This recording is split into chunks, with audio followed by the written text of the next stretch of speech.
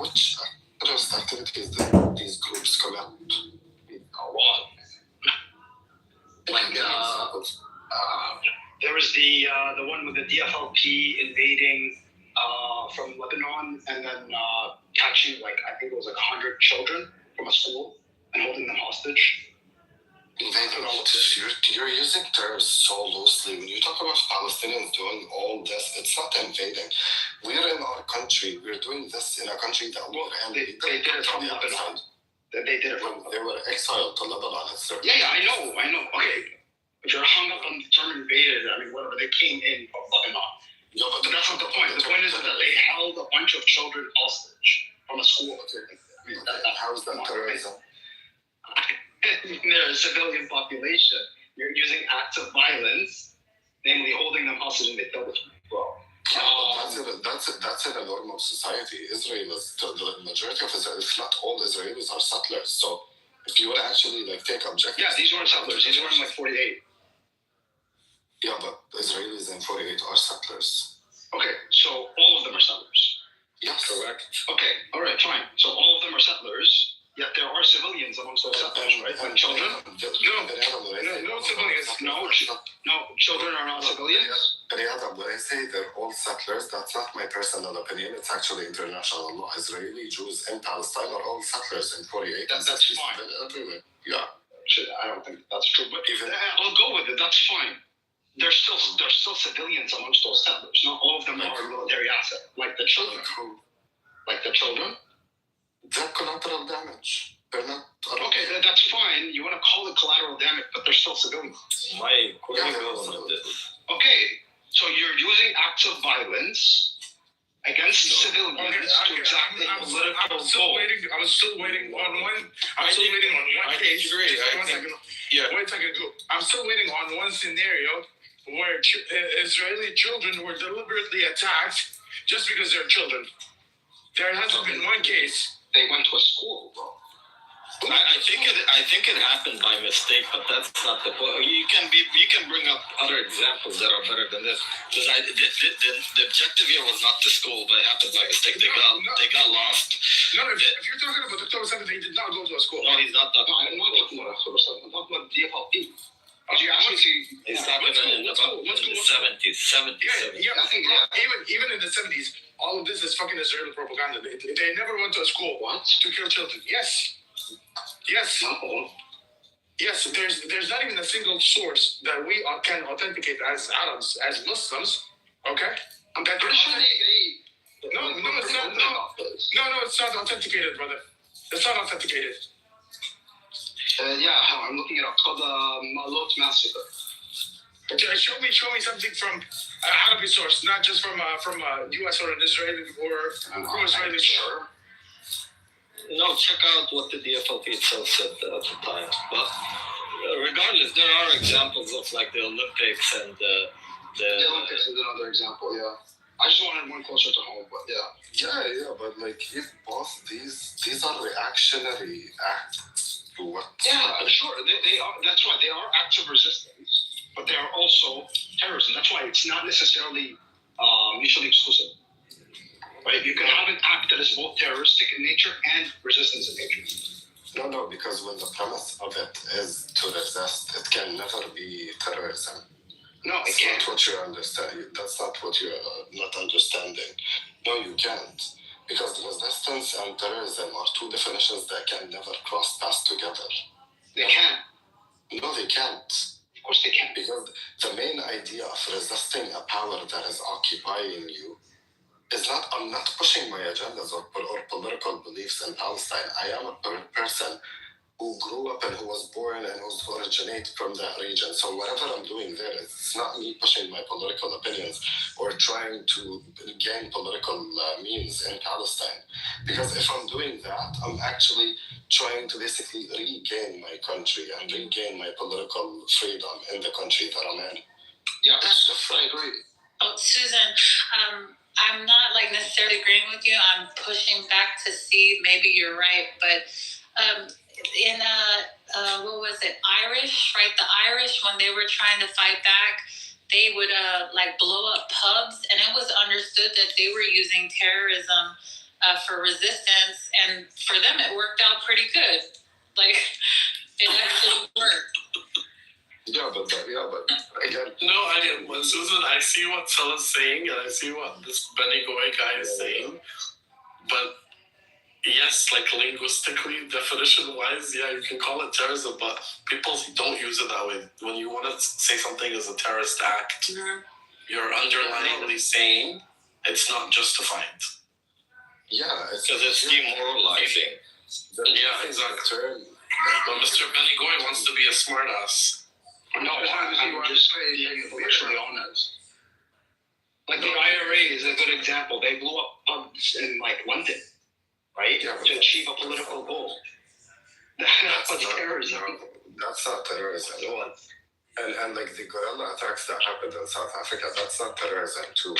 You're using the term terrorism so loosely here just to apply it on people who are trying to regain political power. Yeah, like if you can't compare the IRA to quote unquote 9/11, for example. Guys, this is a very rigorous academic exercise. I'm not interested in it. Let's deal with the topic at hand.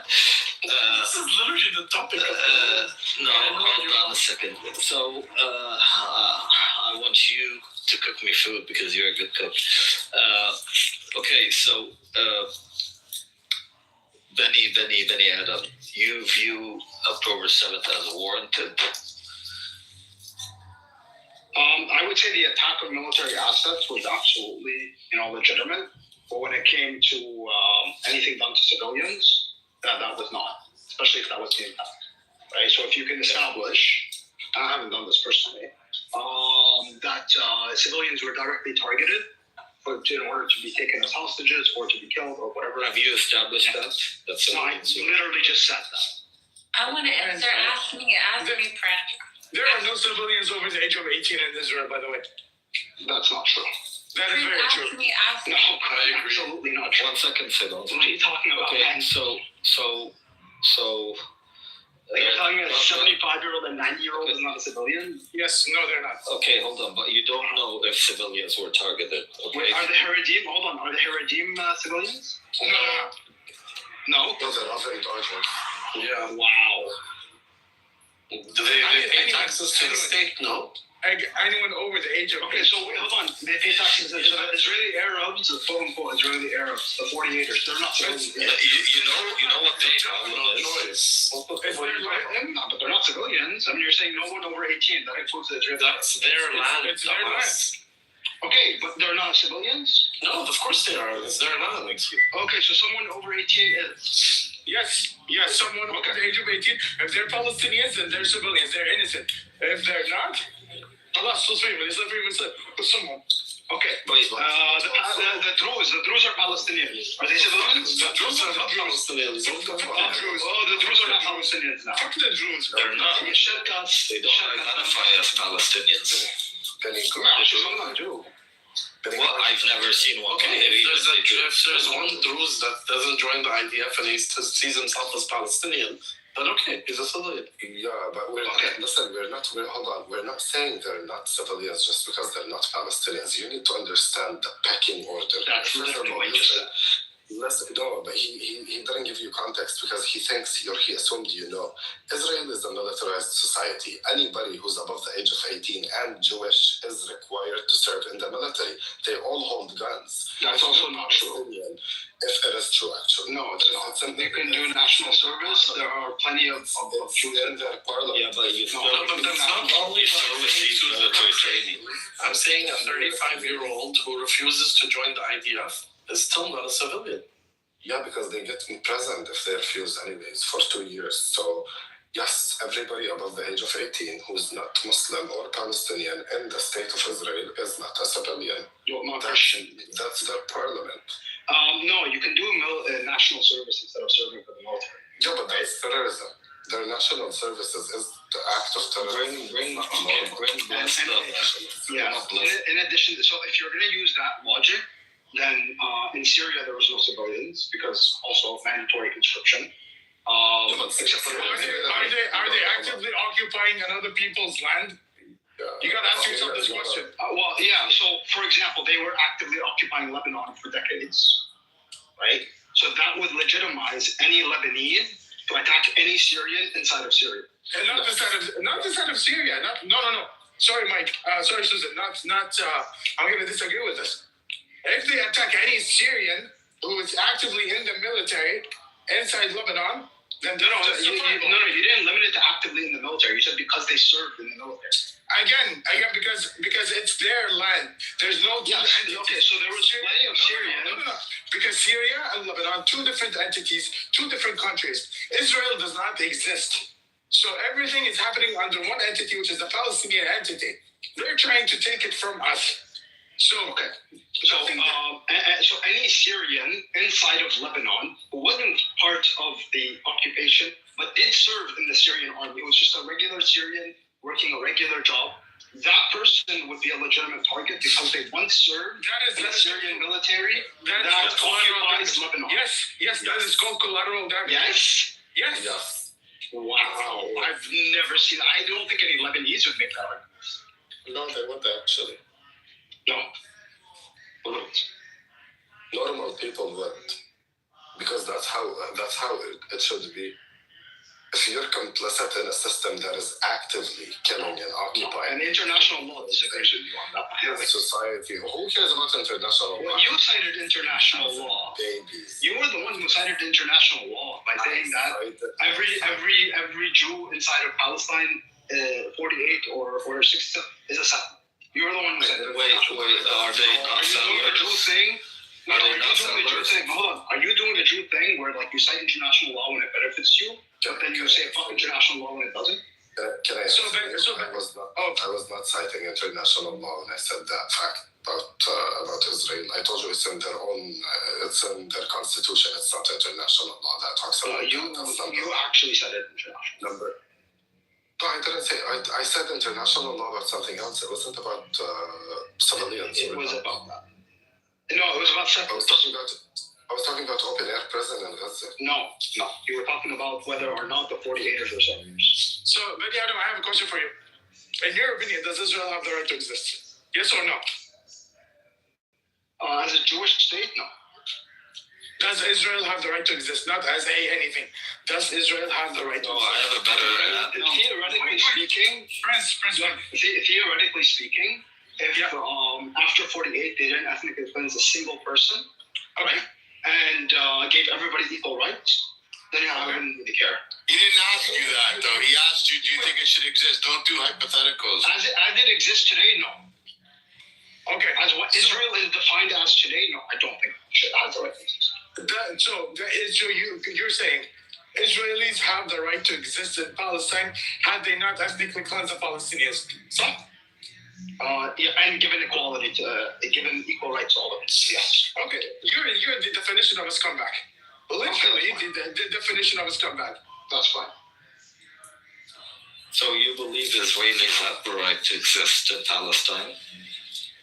Yeah. Aside from this. Just as, for example, Turks have a right to exist inside of Syria, right? The Turks came as invaders. They conquered. They ruled over us for like 400 years, but they're still there.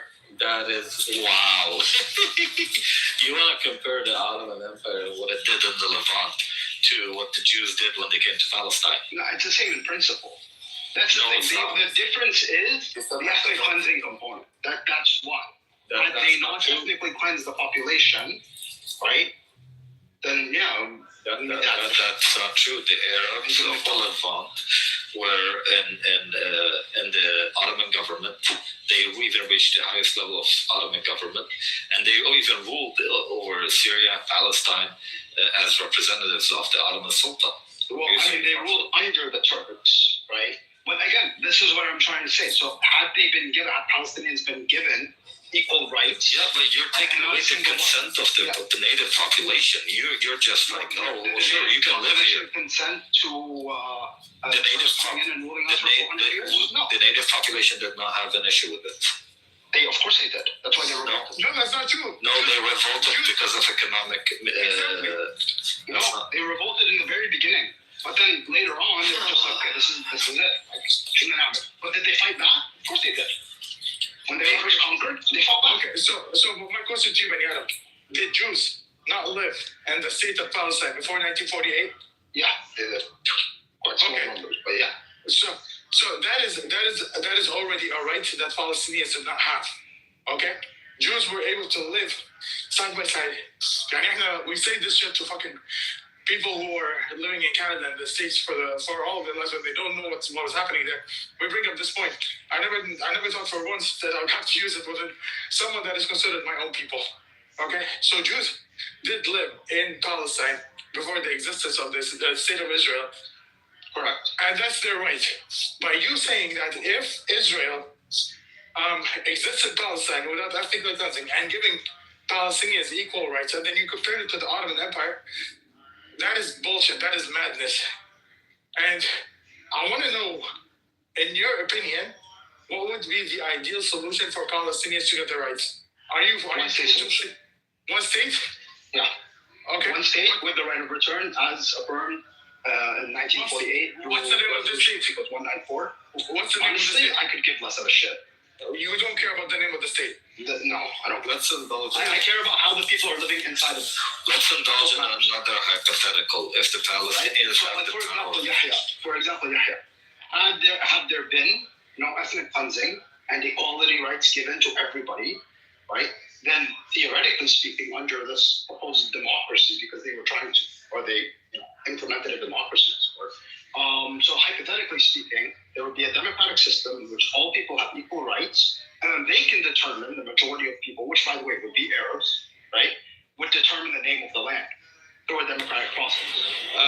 If they want to call it Palestine, they can call it Holy Land. They can call it Holy Land. They can call it whatever they want. I want to do the exercise that you did yesterday. I have another hypothetical. If the Palestinians have the power to establish full control over the land of Palestine and remove the settlers that have been ruling them, is that justified? I would say no. Then why was it justified with Algerians? I don't think that it was justified with Algerians. So you don't think the Algerians had the right to kick 2 million French people from their list? Well, they didn't just kick out French people. They also kicked out Algerians that supported the colonists. Yeah, collaborators, that's fine. Yeah. Algeria is actually the French evacuated all their citizens. Yeah. I guess that might have been one of the conditions. I don't know. But they also kicked out, by the way, the Muslims that supported the colonization. That's totally fine. I would support kicking any collaborators too. Why aren't the Palestinians, the true owners of that land, justified in wanting to remove the settlers who've been killing them and stealing their resources for the past 100 years? Because if you're going to do it, and you're not going to discriminate against, on a case-by-case basis, if you're going to do it wholesale, that would be considered fun.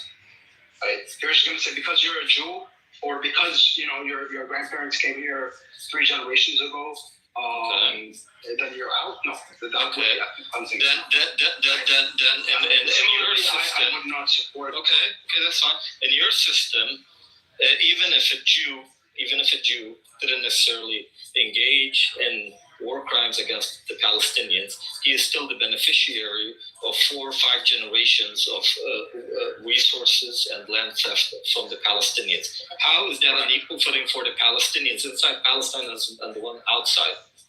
How you can work out a system? Yeah, because you can work out a system of reparations and whatnot, but the premise that everybody needs to start at an equal standing is kind of a ridiculous one. And where is justice? Where is the justice? This is people are born unequal. This is just what's. No, that's fine. That's Some fine. people are born to very wealthy parents. No, that's fine. But in this scenario, we're talking about settlers who stole and pillaged and killed. Okay, yes. That generation was. This has happened. So can I confiscate the wealth of all the Jews when we establish that state? Is that how I justified in that, or no? Ideally, that's not how I would do it, but that's a much longer discussion, right? But just on the premise that you need to have everybody start at an equal point, this is Marxist in nature. Not at an equal point, no. Right? I want to get back the resources that were stolen. Yes, so you would have some sort of system of reparations, and it would be done on a case-by-case basis. What reparations from who? Right? Wait, who's paying the reparations? So it would probably be the state, actually. Like the Wait, the state, so the state Right. is gonna take the resources, the Palestinians will be paid from their own resources. That is justice? Hold on. Uh-huh. What I meant was the state that exists right now, they have a national fund.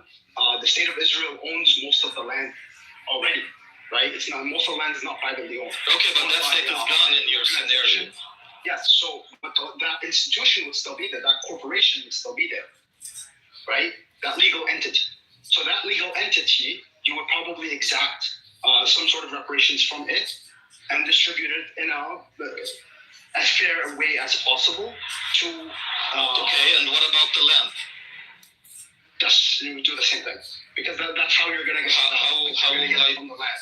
How will I do the same So thing? you would do this. So can I kick out the Jews from houses and lands that Palestinians have the deeds for? If you have I the deeds justify for it, that? yeah, it would be on a case by case basis, right? Mhm. If you have the deeds for it, then I mean you can make an argument for it, but there would be a legal system. Like this would be a very difficult thing to like hash out on a room on Clubhouse. But yeah, ideally speaking, just generally, yes, you would have a system of reparations for Palestinians, both 48, 67, and in diaspora. And you would have a right of return for Palestinians in accordance with. And how are we gonna fit the needs? How are we gonna fit the needs and the get the land for the 7 million Palestinians residing outside? Again, most of the land is actually owned by an organization.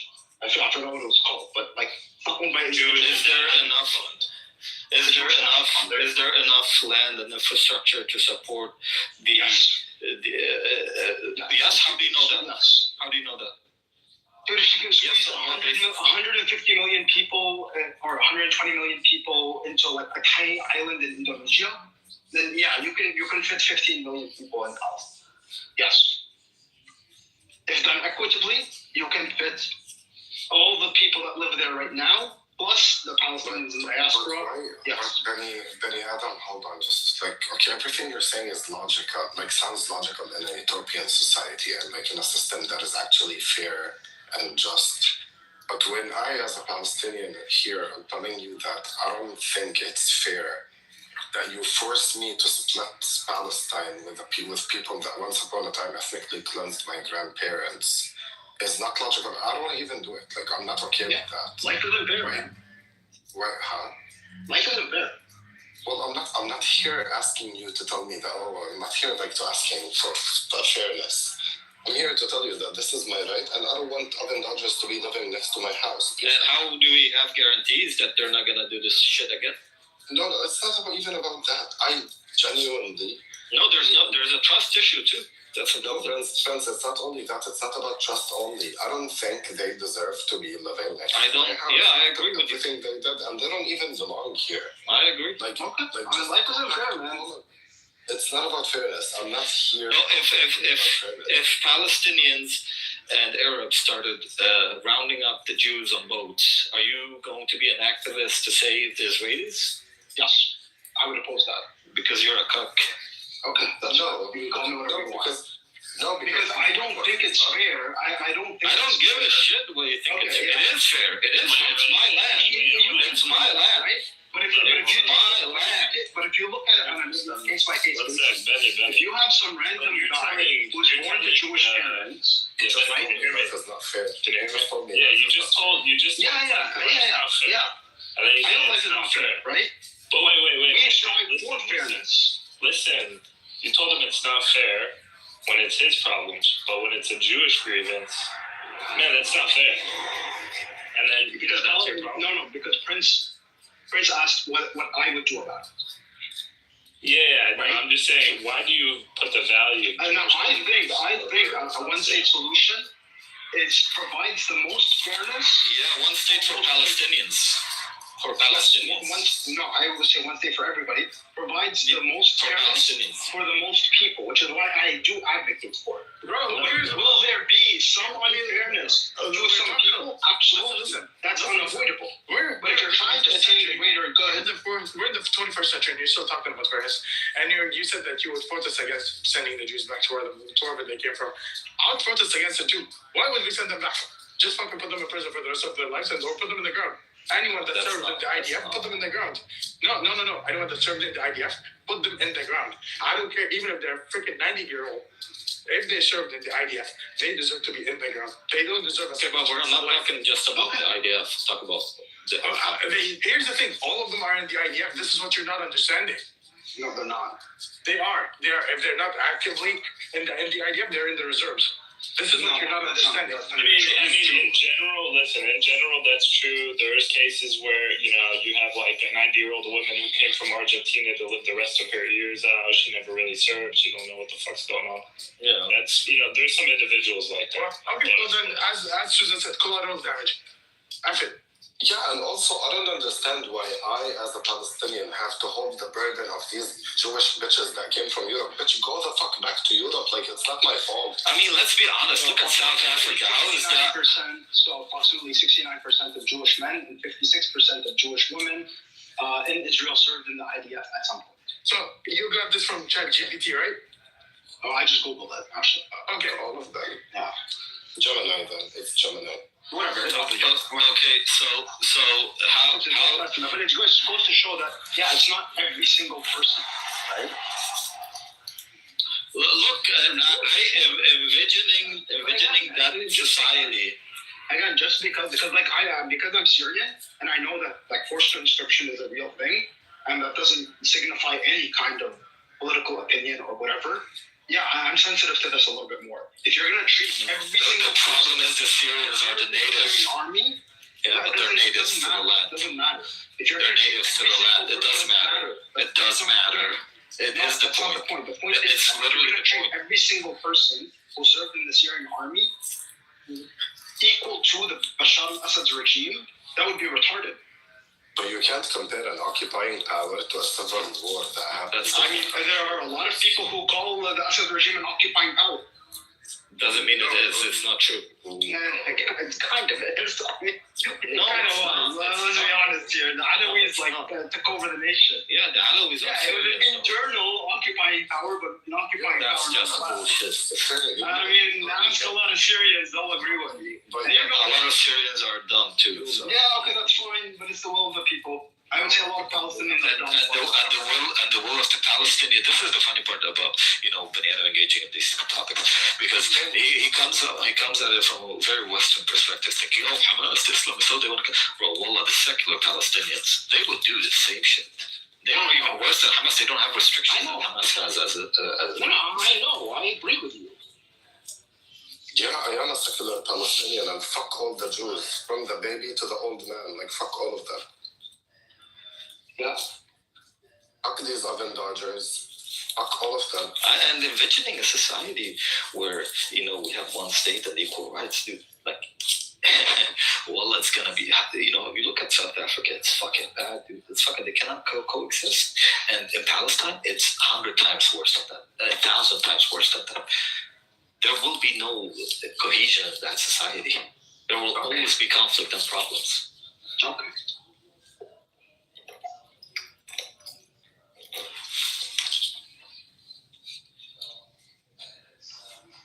Like, on top of the genocide, you're asking us to be nice to those who are committing genocide. That's what you're doing here. Well, I mean, how do you think I feel about the Alawis? I say the same exact thing. These people genocided us. Okay, but would you say the same exact things you just said to me and to the Alawis, to Jews? You cannot compare that. Yeah, I know, I agree. You can't compare. The Alawis committed atrocities far worse than the Jews. Yeah, but they're not. The Alawis were not trying to exterminate. What? Yo, bro. I don't know, man. They killed a lot more people. And it caused a lot more refugees. Yeah, killing. And it was like sectarian, explicitly.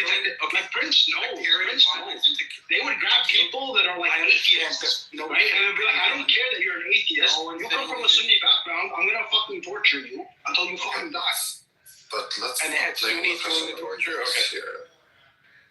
You're playing. No, actually, a lot of the people doing the torture were adults. Some of them were. You can't compare both of them. But Yeah, you can. But Alawis are far worse. Killing people. Okay, look. Killing people with the aim to maintain your grip on power is different from trying to exterminate someone's genome. Like those are two different things. I don't know, man. The Iranians were trying to exterminate the Sunni majority, and that's why they were importing Shias and stuff like that. Like, they were doing some fuck shit. This is bro. why I say, there's a gray area. Prince knows this. That's the thing. Yeah, but that's why that's he's not true. staying muted. That's a gross overreaction. How about I ask you about the Nazis when they tried to exterminate Jews? Would you tell the Jews to coexist with them in Germany and just get over everything? Yes. Yeah. You have to take and then you take the ideology. That's why there's Jews around Germany. You have to take the ideology away, right? Obviously, I'm not promoting that, like, Jews stay Zionist, right? But yeah, so you have to like re-educate them out of their filthy ideology. Just like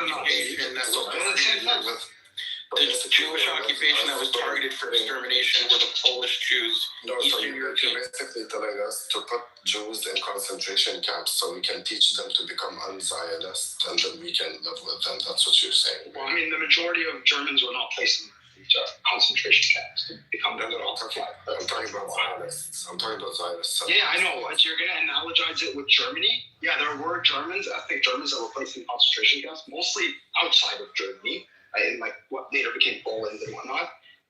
But the vast majority of Germans within Germany were denazified without concentration camps. Similarly, you can denazify the Jews without concentration camps. Okay. If that's the case, I agree then, yeah.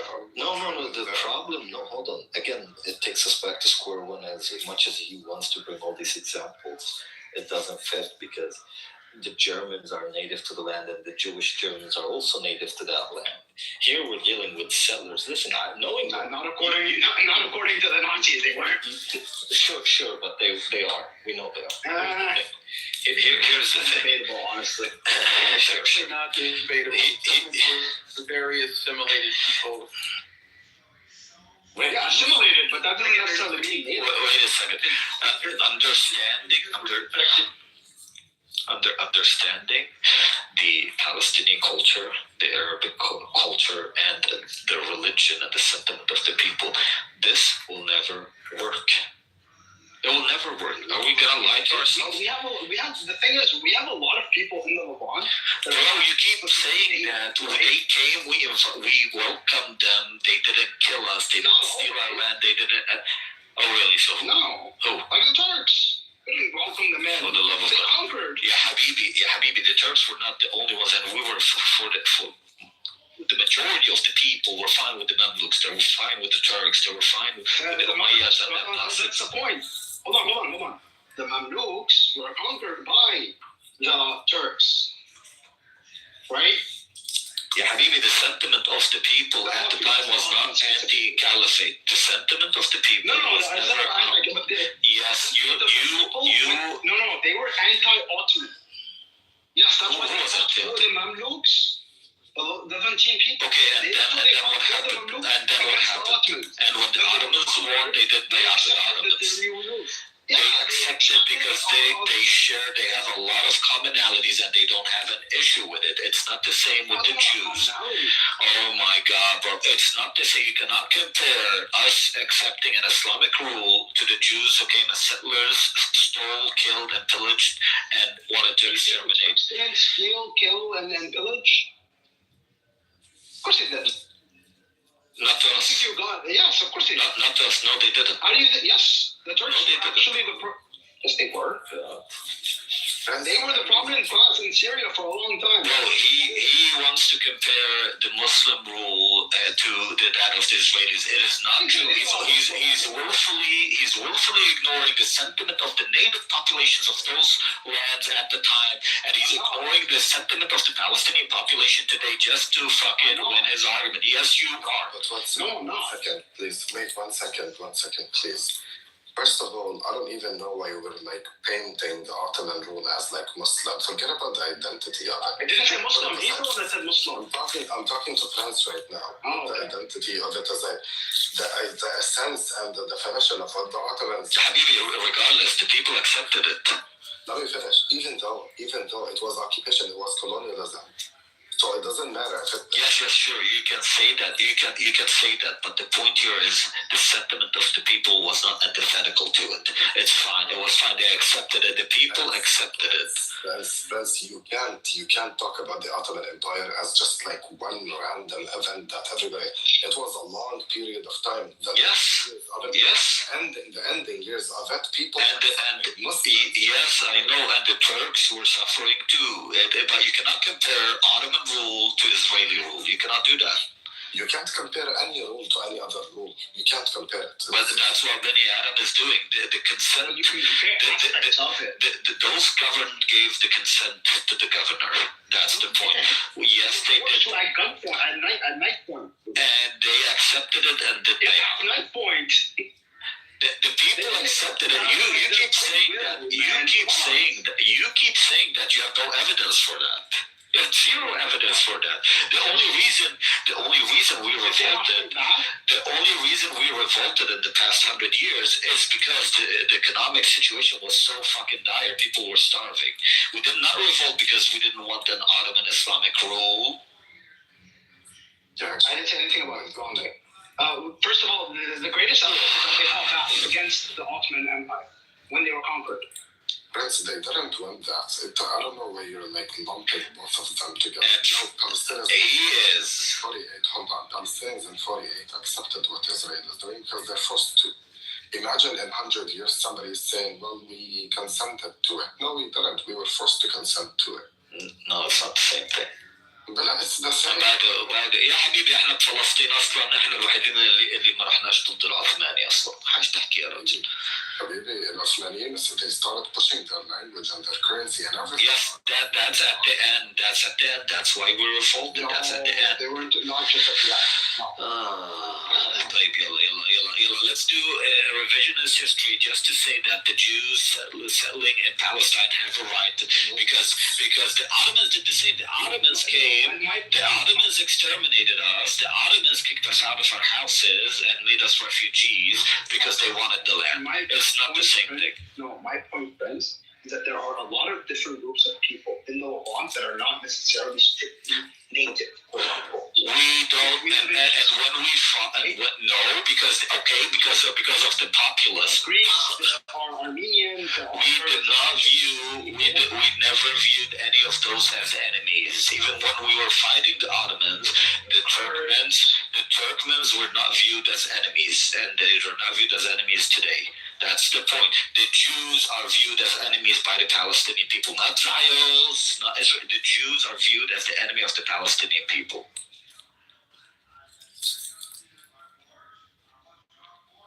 There is a difference. Like it's when Jews are claiming this like biblical bullshit thing that they're claiming. So that's a problem with Jewish people.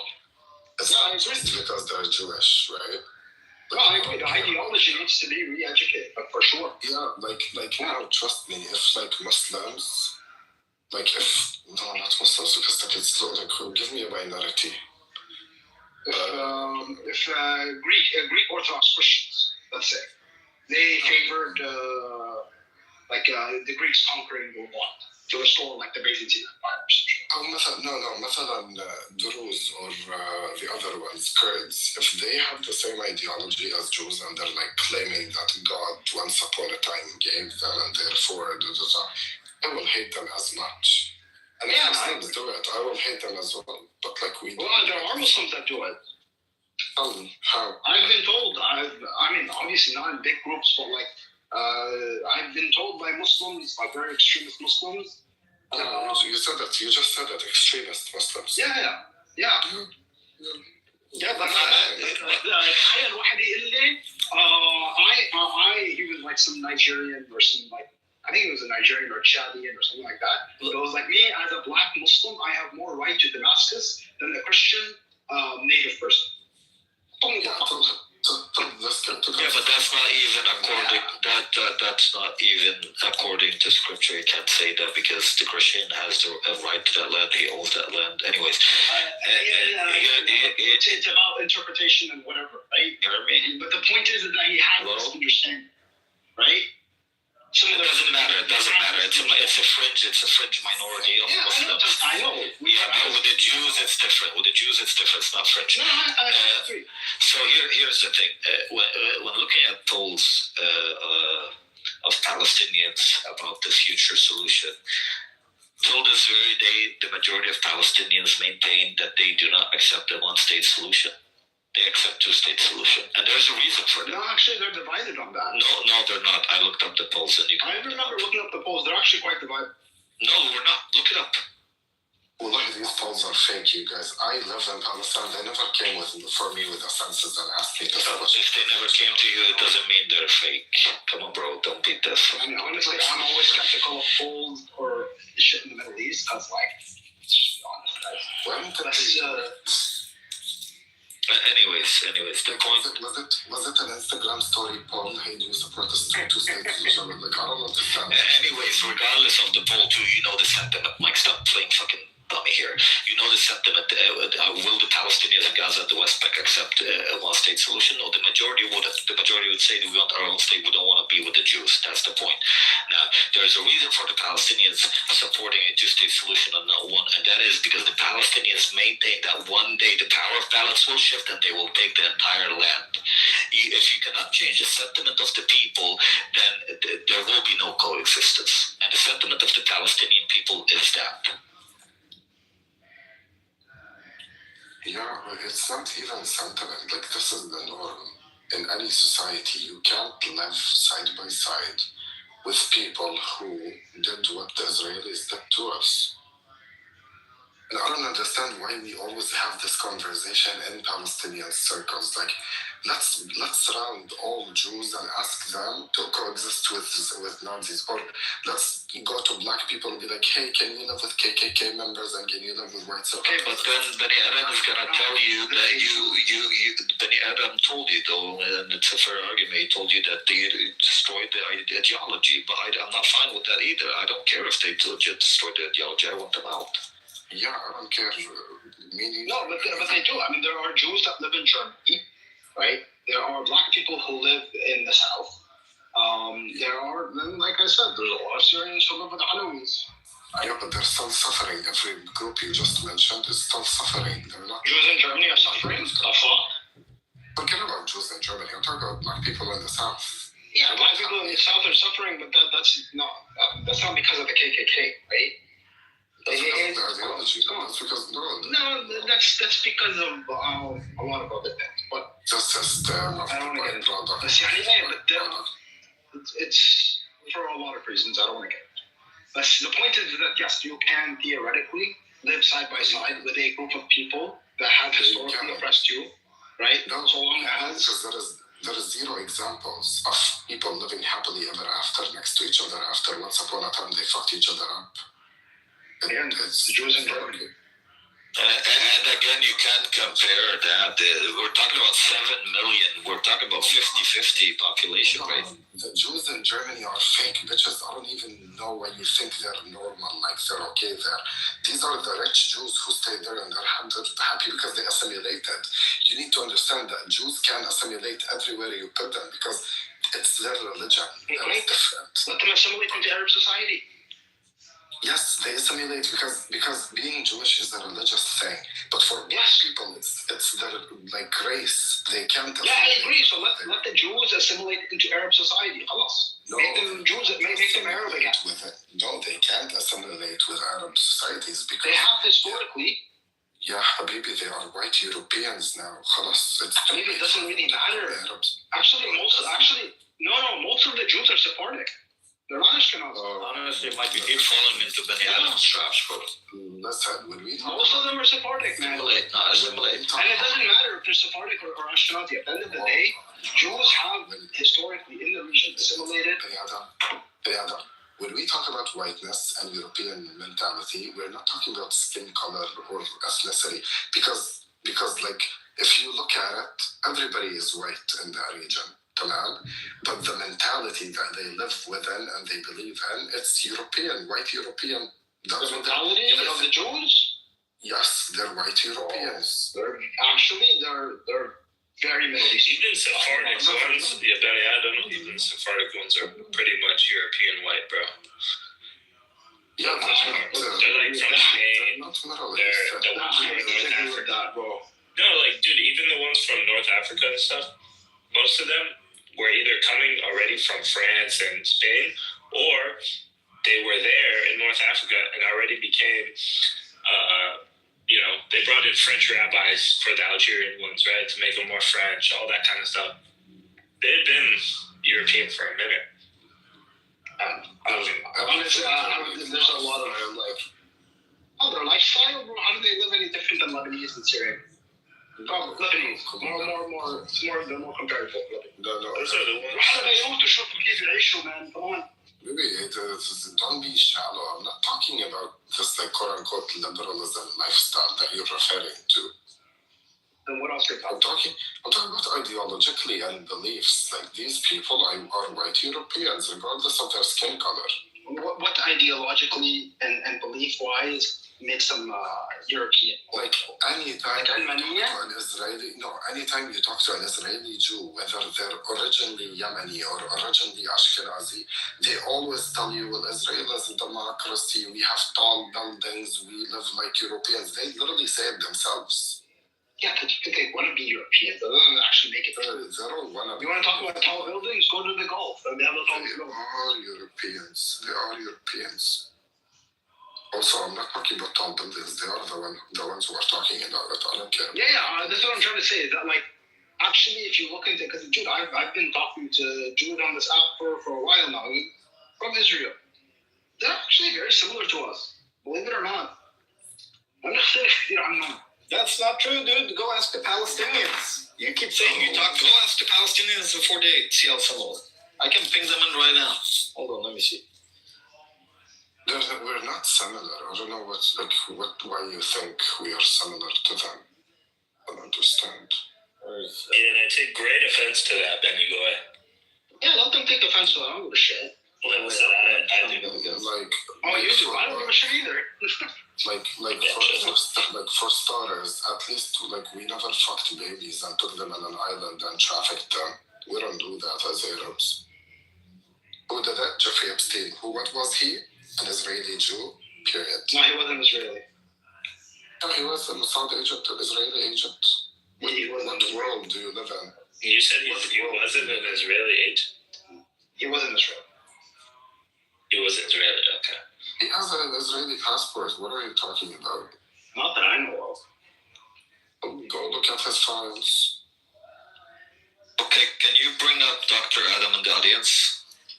Also, at least we're not oven dodgers. We never dodged ovens. Okay, Dr. Adam Dr. Adam is a Palestinian in 48. We're gonna have this conversation in Arabic because I don't think he speaks English fluently. So let's ask him the question whether or not the Jews in Palestine are similar to us. يا آدم بني قوي سوري بيقول إنه اليهود اللي بفلسطين حياتهم وعيشتهم طريقة عيشتهم وتفكيرهم زينا. زي مين؟ زينا الفلسطينية العرب. مش بس الفلسطينية زي المنطقة. نو. يعني بتلاقي ناس متهم بلبنان بسوريا. لا غلطان، انت بتحكي بجنون قاعد. اليهود ما حدا زيهم، الله ما خلقش حدا زيهم اصلا بالتعاملات. اليهود اول اشي عندك الدتيم المتدينين، هذول مجتمع مريض منغلق على نفسه. حتى اليهود الثانيين اللي مش متدينين بحبوهم مش اصلا اوريدي يعني، ولهم حارات خاصة فيهم وناس متخلفين وما بمسكوا. الحرديم صح؟ الحرديم. وعندك اليهود. طيب الحرديم عندك زيهم بسوريا. طيب خلينا أكمل لك هسه. بس قد ما يكون زيهم اللي بسوريا مش راح يكون مجتمع قد السما يعني، كم من واحد. عندك اليهود. لا بس مش الفكرة ذاتها. إنه في ناس متطرفين. خلينا أكمل. يعيشوا بنفس الطريقة بسوريا. خلينا أكمل لك. عندك اليهود الثانيين اللي هم اللي في منهم يعني اللي غير متدينين، هذولا في منهم يمين واغلبهم يمين متطرف. انا بس غير صورتك علشان نكمل كلامك. ليش يعني؟ احسن شيء. لا عادي تفرقش معي. قسم اليهود يلا المهم، فعندك كمان اللهم صل على سيدنا محمد اليهود اللي غير متدينين الوسط هذول برضو يعني ضد الفلسطينيين عنصريين، واصلا اوريدي اليهود بيحبوش بعض. قصدك اليهود العلمانية؟ العلمانيين نفسهم يعني هم كأنهم غيرهم بلبنان.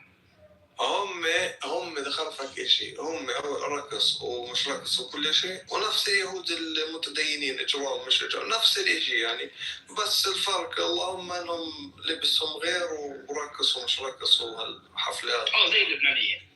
وعندك اليهود استنى شوي ادم سوري بس تحكي له شيء لبني ادم. طب ما في امريكا زي هدول، هل هذا يعني انه هلا صاروا اللبنانيين بيشبهوا الامريكان؟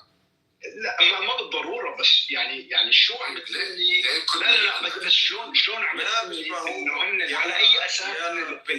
يا بنجي اللي مش شايف انا.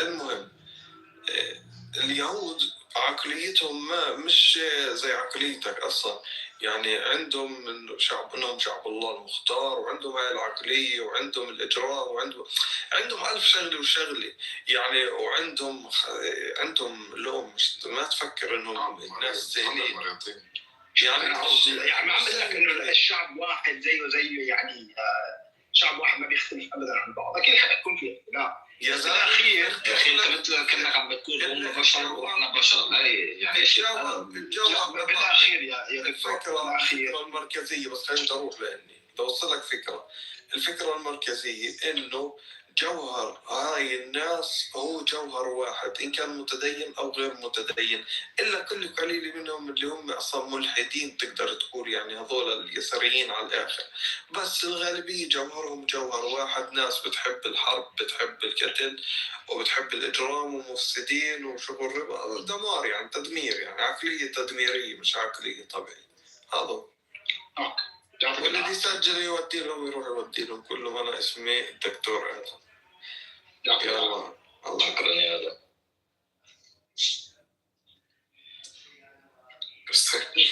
شوف بالاخير نحن عشنا معهم لمده كثير طويله.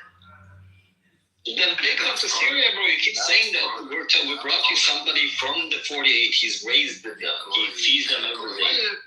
وبشوف لك ناس من 48 بيقولوا لك بالعكس. No, that's not true. Go ahead, but it's not mainstream Palestinian 48 sentiment. Again, you keep doing that. You want to engage with the fringes all the time. يا أخي ما تقارن حياة اليهود بالدول العربية مع قبل قيام دولة إسرائيل باليوم. ضلهم يتغيروا، بطلوا زي ما كانوا عايشين بدمشق. تغيروا وبيتغيروا مرة ثانية. لا ما بتغيروا. احنا بنتغيروا مرة ثانية. زي ما تغيروا مرة ثانية. For the rest of the audience. They changed once, they can change it. Benny going, you can't change people who fundamentally believe in a biblical book that tells them you're better than everybody else, period. Of course you can. Change them. No, you can't. We don't want to invest in this. We don't want to invest in changing anybody. They can go see therapists in the US or something. They should go like not only seek therapy, they should go, I don't know, like dodge ovens again. I don't care about what they want to do. Just leave us alone. And by the way, let me be clear. If the sentiment of the Syrians is to kick out the Alawites, I don't mind it. Yeah, I mind it. Yeah, you do. You do that. I don't. I think the Syrians have every right to do that. Okay. And kick out every single individual. I disagree with you, and I think I disagree with you. Collective punishment is generally looked down upon, right? It is an international, crime. And by the way, that very same thought of Israel committing war crimes. That very same thought of just for 80 years never stopped them. Is exactly what Israel is doing to Palestinians. So you're actually not never stopped them, and it never stopped us. Yeah, sure, but that doesn't make it right. Just because they're doing something wrong, that doesn't mean you go and do the very same wrong thing. Collective punishment. I'm correcting the wrong. I'm kicking them out. Yeah, by doing another wrong. Two wrongs don't make a right. It's not wrong. It's fucking justice. If it's not wrong, then what they're doing is not wrong. when somebody occupies your house, you go to the court, you get the police and remove them by force. I will remove them by force because it's not their land. Yes, you do it through the police, meaning that you do it through the legal system. What you're doing here, I will do it through legal the legal system system will of the justify, Palestinian state. no equitable legal system will justify ethnic cleansing. You keep saying it's ethnic cleansing. They're colonizers and settlers. And they Yes, deserve to be- colonizers can still be ethnically cleansed. Yes, I will ethnically cleanse them. If you're hooked up with terminology, sure, I don't mind it. And get this, the entire Arab world, when given the opportunity, will do it. Okay, fine. Your opinion is fringe, does not represent the opinions of the Palestinian That's fine. people, nor the Syrians, nor the Arabs as a collective. That's fine. Wait, I thought he was king of all Syrians, though. No, remember? We are not people that get fucked in the ass and bend the knee like the South Africans or the Native Americans. We're not those people. We've never historically been those people. And you sound like an Orientalist who doesn't know the history of the region. Yeah, fuck up, bitch, faggot, cuck. Oh, man. Fucking whitewashed motherfucker liberal, bro. Idiot. I'm not gonna lie, you guys were hitting him with some bad takes to start, but Not me. That was Mike, bro. you let him take the lead with that. Oh, that's not Mike. That was Mike. Hey, Prince, how come you don't have a medal next to your name, bro? I do. You don't. I'm saying, how come you don't? Because a lot of people have it, and I'm not a peasant. I don't even see the karma thing next to your name. Why is that? Because I don't believe in karma. I believe in my sword. That's right.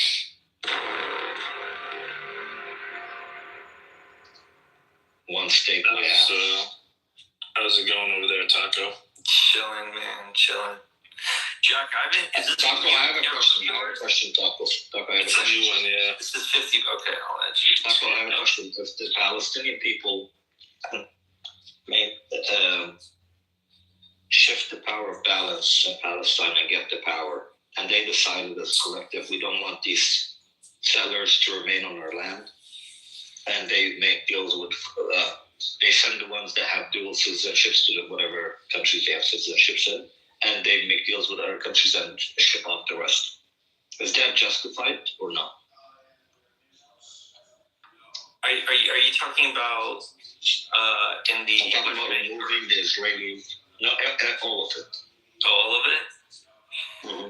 You know, I support Palestinian self-determination, whatever shape and form that takes. Prince, I don't want to speak out of school because I don't know if that kind of, I don't know what that would all entail.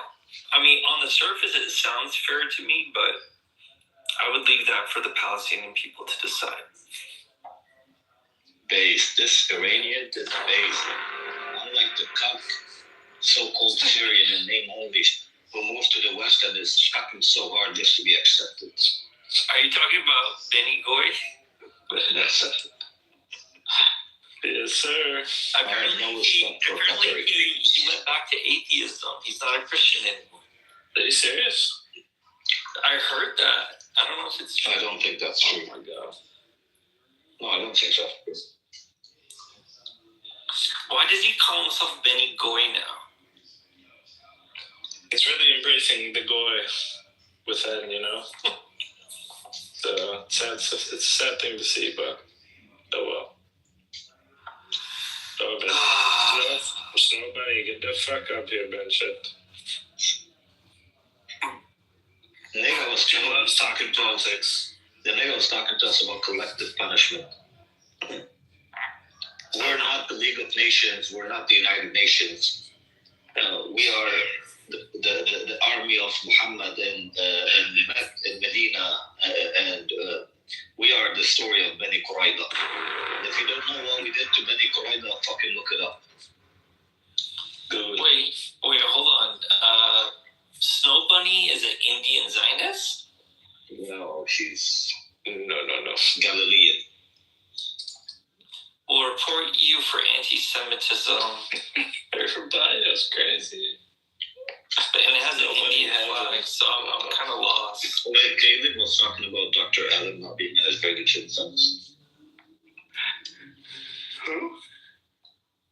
Who's David talking about the chap? But he's talking about the friend you guys brought. Dr. What's his name? He is, and it's racist. But Prince, one thing I do support, I will tell you, I do support this, is U.S. citizens or dual citizens with Israel and going and fighting on behalf of the IDF. I agree with Tucker Carlson on that point that they should relinquish that U.S. citizenship. No, I want to ship them back to the U.S. Well, they got to pick one or the other. Like, one of the things about being a U.S. citizen is you have to be willing to bear arms for this country. You can't fight for two different militaries. That just doesn't make any sense. Yeah, I agree with that 110%. I mean, you heard it from an Israeli citizen on this app already. Came in here and exposed the whole thing. But, yeah, man. Well, I'm telling you guys. Oh, shit. Wait, is that... Okay, hold on a second. What's up? El Normo. I have a picture for you. What's up, man? El Normo. Tila. Yo, let's not forget Al Nomo defended Epstein like it was his brother. Like, Yeah, You guys see the picture of them together? let's not forget that. Taco, PTR. I have the picture. PTR.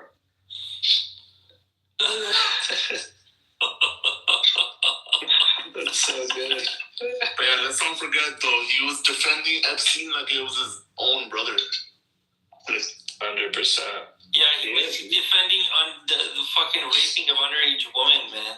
Or girls. Ethnic and religion protest. Hey Taco, how's everything, bro? Hey, you guys, PTR.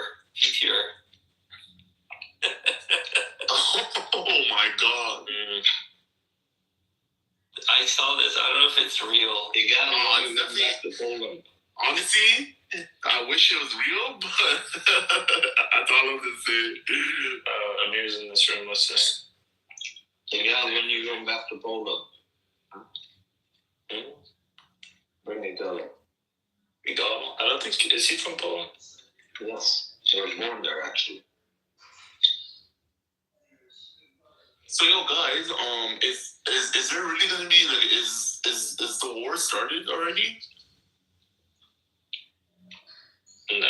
He doesn't believe he's Israeli, he believes he's Jewish. Like No, with the Iran. NJ, The Iran. probably in the next 10 days it's gonna start. Oh my god, that's insane, bro. I hope everything's good, bro. Hopefully the regime falls off. I don't believe it's gonna be that easy. I think How long did it take in 1979 for the government to overthrow? I'm waiting for the regime to blast. How long did it take back in the day for the government to get overthrown in 1979 during the revolution? Yeah, but it was a few years, MJ. A few years? Okay. Military stood with the people. I've seen some interesting photos. You know the Shah that like from back in the day. He was actually Muslim. I didn't know that. Like Yeah. like he was, Mohammad Reza. I mean, I know, but like thing is like no offense, but like the grandson is like kissing the wall. Come on. yeah, I never understood the whole kissing the wall thing. I don't think that means necessarily that you're a Jew or anything, but Yeah, but you're definitely not Muslim though. what I hear, it's like a humiliation ritual. yeah, what I hear about some influencers or some, I heard this. I don't want to say the guy's name, but he's a popular American comedian, and he said, Miles you know, they said no, someone else, not Iranian. Said that he was offered a free trip out there, free flight, hotel, everything, Was Bobby Lee? just to tour Israel. And then Yeah. it's like they say it's free, but it's not really free because they make you tweak every Or 2 Twitter seconds. post, everything that's very like pro-Israel propaganda. Bobby Lee, yeah, for sure. I see. Yeah. You know Bobby Lee. Okay. Of course, yeah. I seen that a long time ago. Yeah. The thing is, dude, honestly, at this point, bro, I'm just worried about Iran, though, bro. Like, I really hope the people are good. I really hope that Iran falls off. The regime falls off. Yeah. Just hoping If peaceful. the regime falls, there's gonna be a lot of problems, man. Like what? At least if it's related to Let me help you. Western Let me help you with that one, Amir. Jack. Yeah. Iran is not Syria. Iran is not Iraq. You don't know what you're talking about. Nothing's gonna happen. The Iranians are not gonna fight each other. The Arabs are not gonna take arms in the Hawaz and what they state. The Kurds are not gonna do that. The Azeris are not gonna reunite with Azerbaijan. You're just delusional. Okay, so did I do it? So, Jack, what do you think? What did you mean by problems? What I mean regime is, falls? if they're gonna go try to capitulate, take the head off the regime, right, and end it or change the regime, they're not gonna go down without a fight, right? So we're looking at anywhere from few months to a couple of years worth of fighting. Whenever you have that much destruction, you see refugees. And in a country like Iran, where you're talking about 90+ million people, you have a lot of how many Iranians are refugees right now outside the country? A lot. And we all felt it already. Like right? 9 million, 9 to 10 Yeah, exactly. So that's 10% of the population. So Iran is already in a war situation with the regime occupying. Right. Yeah, and so it's going to get worse. So what you're going to see... No, I don't think it's going to get worse. Well, I'm just telling you, you can Israel. Disagree, but the 12-day war was nothing. But we're talking about regime change is much different. People did not know it's going to be 12-day. They thought it's going to be longer. But for the most part, we're talking tit for tat, right? This seems more, and if it happens, it's not a guarantee, but I just think a lot of the neighboring Arab countries, Gulf countries, are going to have to take in a lot of people. There's going to be a lot of... do not go to Arab countries to be refugees. They usually go to Europe or... Well, they go to both. They go to both. Not many Iranians are refugees in Saudi Arabia or Iraq, I would say. How are you going to go from Iran to Europe? You have to go to Turkey. Exactly. Yeah. And Turkey doesn't have a problem with that.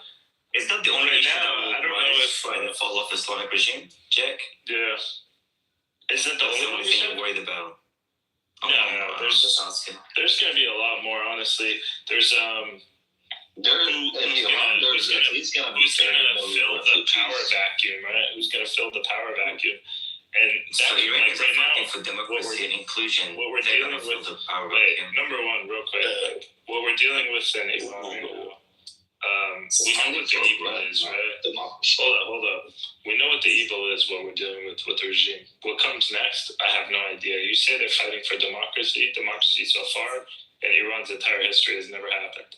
And it's never worked. In fact, it has happened before but it never worked. Never worked. It did, in fact. We had a constitutional monarchy. I was talking about by the end of Qajar. How did that end? No, not the 50s. It was ended by Pahlavi taking over the power and breaking the constitution laws. So this time, Iranians are calling for inclusion, freedom of thoughts, freedom of religion, freedom of choice. Yeah, I know. Equality of citizens. Wait, what's that? That's what the Iranians outside are calling for. No, inside. Woman life freedom. I think... Wait, Jack. Amir, I have a question. As an Iranian, would you rather... Hold on, let me kick this guy out. No, I got you. Go ahead. Too late. I'm watching. I blocked him. This guy Amir, by the way, he sounds like someone you could talk to. Not like a... As an Iranian, would you rather live like a Saudi or Qatari citizen with limited freedom, meaning you have more financial freedom, you have nice cars in the house, and you travel, and you eat well, and you have a maid? Or would you rather live like your average American or average Eastern European with freedom, somewhere like it? Would you rather live like a Saudi or Qatari? Non-violence. But you have to choose. First of all, the Iranian culture is not the same as the Saudis nor the. Okay, I understand that. So, but you're telling me Iranians care more about freedom of speech? Let me tell them money. Let me tell you, what the movement in Iran is chanting for is woman life freedom. There's no element of financial demand in those chants. Maybe the recent movement started with an economic problem and influence into it. But woman life freedom doesn't have any economic demand in it. I wouldn't like to live as a Saudi person because the Saudi Arabian kingdom broke the record of its own country, executing 40 people in one day. So definitely that's not what I'm looking for. No, you want to live forward with freedom. No, yeah, definitely. I would like to live forward with freedom. First of all, Iran has a lot of natural resources, top 5 in the world, including gas, oil, and many other things, including rare earth. So we're talking about a different situation here. Eastern Europe is completely different. The idea of ruling over those countries were leaning towards left, with turning into dictatorships. Okay, most of them had dictatorships in them. Let me rephrase so as an Iranian, I'll just answer the last sentence. As an Iranian, I would like to live in a free society where inclusion and equality is prevailed. I would take financial freedom over freedom of speech any day of the week. But that's me. Go ahead. Can I ask where do you live? Can I ask you, Prince, where do you live? I live in Singapore. And where? I live in the UK. In the UK, all right. So you chose something else. You chose the freedom. Probably your parents ran away from. I think even Westerners would choose money over freedom of speech. But go ahead. Based on what? Based on what reference are you saying? Is it just your opinion? Based on pure. Okay, so it's your own opinion. Amir, can I ask you something? You mentioned woman life freedom, right? How do you feel about Pahlavi supporters trashing people in their protests who hold the woman life freedom flag up? I'm so confused, Taco. A big movement against those Iranian diaspora is not Pahlavi.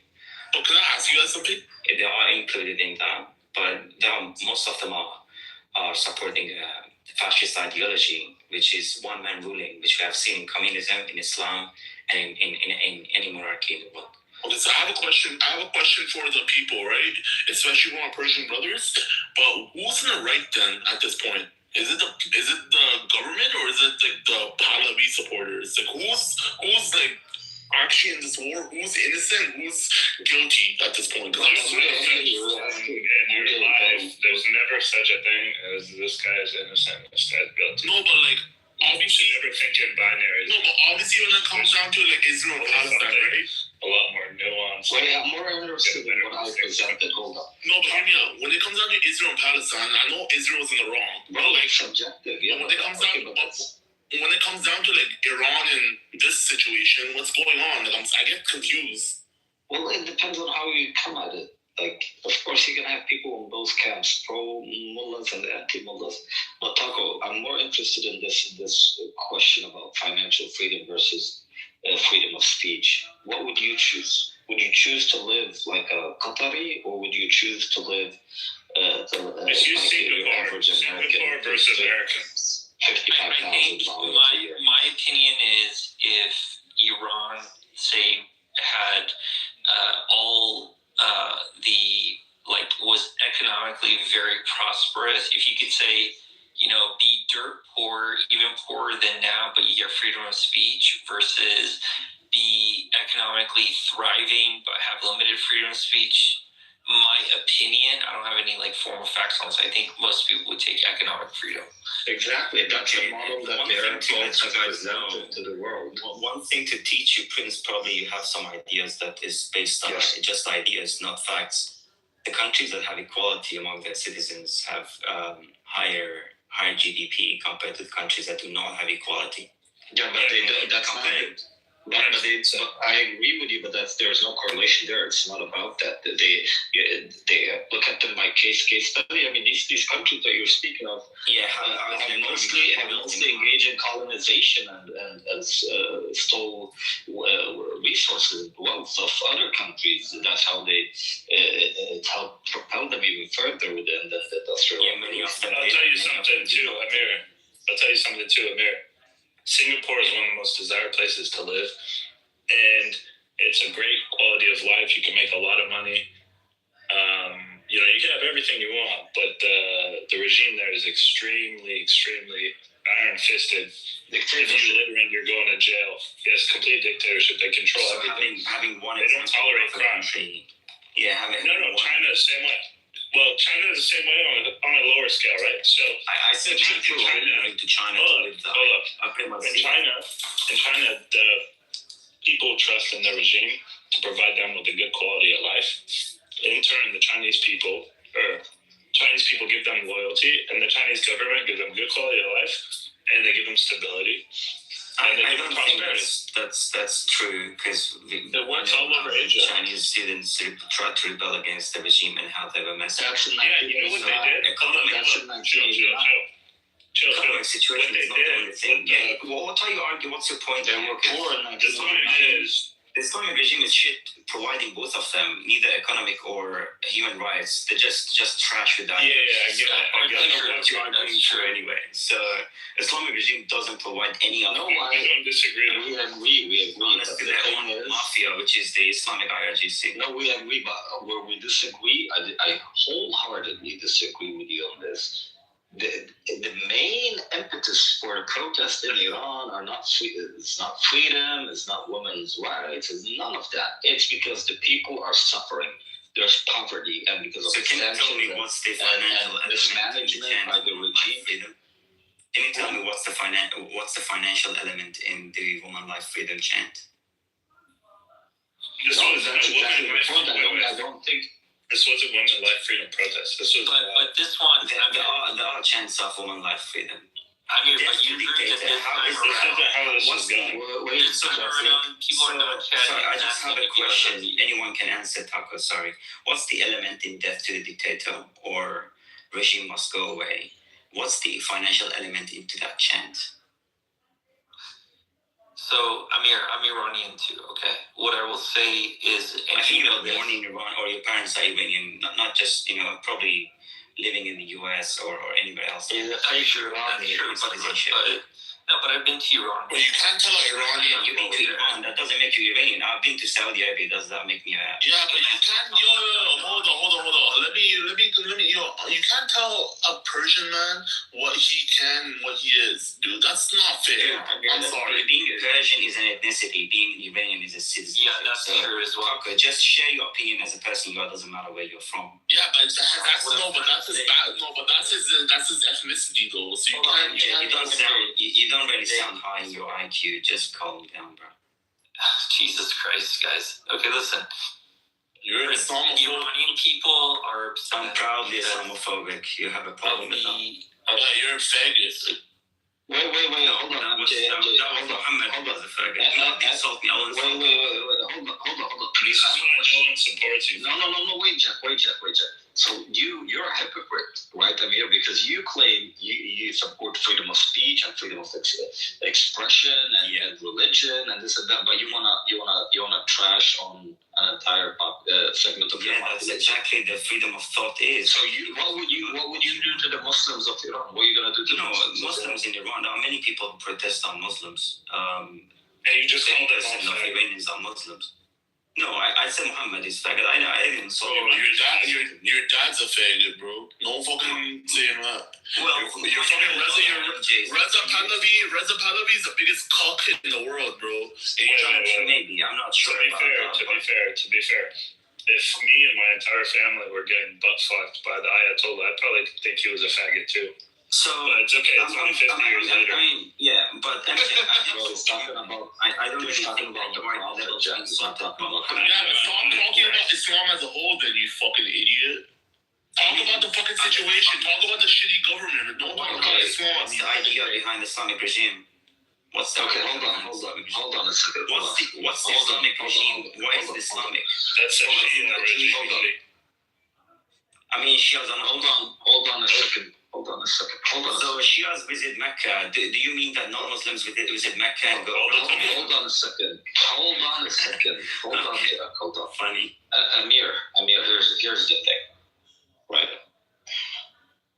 Number one, as Arabs, I can tell you, the majority of Arabs, the extreme majority of Arabs, don't give a shit about the IRGC. And they probably would have been your best allies from decades ago, but you guys are too retarded to see it. Because you choose to just trash Arabs and trash their religion. That's why you don't. One second, Amir. And how the Arab countries. One second, Amir. You're Iranian. Well, I'll tell you. Give an example. Your Iranian International was founded by Saudi Arabia. Saudi funded that shit. Your source of news is from the Saudis. Hold on a second. So here's the thing. You choose to like CNN is paid by batteries or like how but that's the only Iranian source. CNN is funded by batteries. Hold on, that's the biggest. Hold on, Amir, stop interrupting. Iran International is the biggest opposition media source that you have, and it was founded by the Arab, not by you, because you're poor. That's number one. Number two, you choose to trash the religion of 2 billion people, and you do it in the name of freedom and democracy. I'm actually worried for the Muslims in Iran, because I think you guys are brutal and Nazis, and you're gonna kill them, torture them, and you're probably gonna shut down religious freedom and practices. Thirdly, it's really funny coming from somebody trying to insult the Arabs and the religion of the Arabs when your name is literally an Arabic name. Your name is an Arabic name. Like, even in your name that you're spoken to every day, you are colonized by the Arabs. The Arabs went in there, the Muslim Arabs went in there, destroyed your civilization, conquered it, spread their religion. Even the letters that you write with, your own language, are Arabic letters. You're conquered and colonized all over, but you want to trash the people that are superior to you. That's the problem. And take this because it's Ramadan. Get the fuck down, you fucking faggot. You talk shit about our prophet. Bro, the most Islamic name, and the mullahs are not going anywhere. You keep on dreaming. You keep on kissing that Jewish wall. It's not gonna happen. Sorry. Even your fucking old king and all that fucking fag, he was even a Muslim. Look at him praying in Mecca right now. So yeah, bro. This is why no one can get behind these fucking people. You feel bad for them. You know their regime sucks. They're oppressive. They're fucking pieces of shit. They're retarded. The Iranian opposition is the most retarded opposition. Hold up. They come and ostracize 2 billion people, most of which agree with everything they say, except when they start bashing the religion. But wallah, Iranians, and no offense, Taco, it's mostly the ones on the outside. They are the most politically retarded people you've ever fucking met. And it's weird because they're the ones who can read the free media of the world. They're not the Iranians stuck in their country.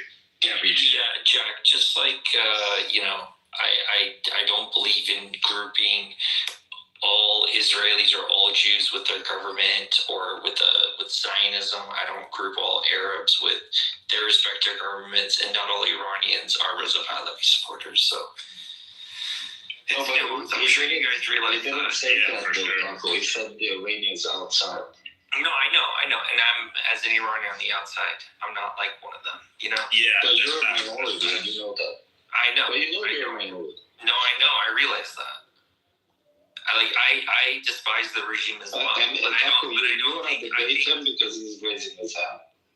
Do I want to what? You want to talk to him?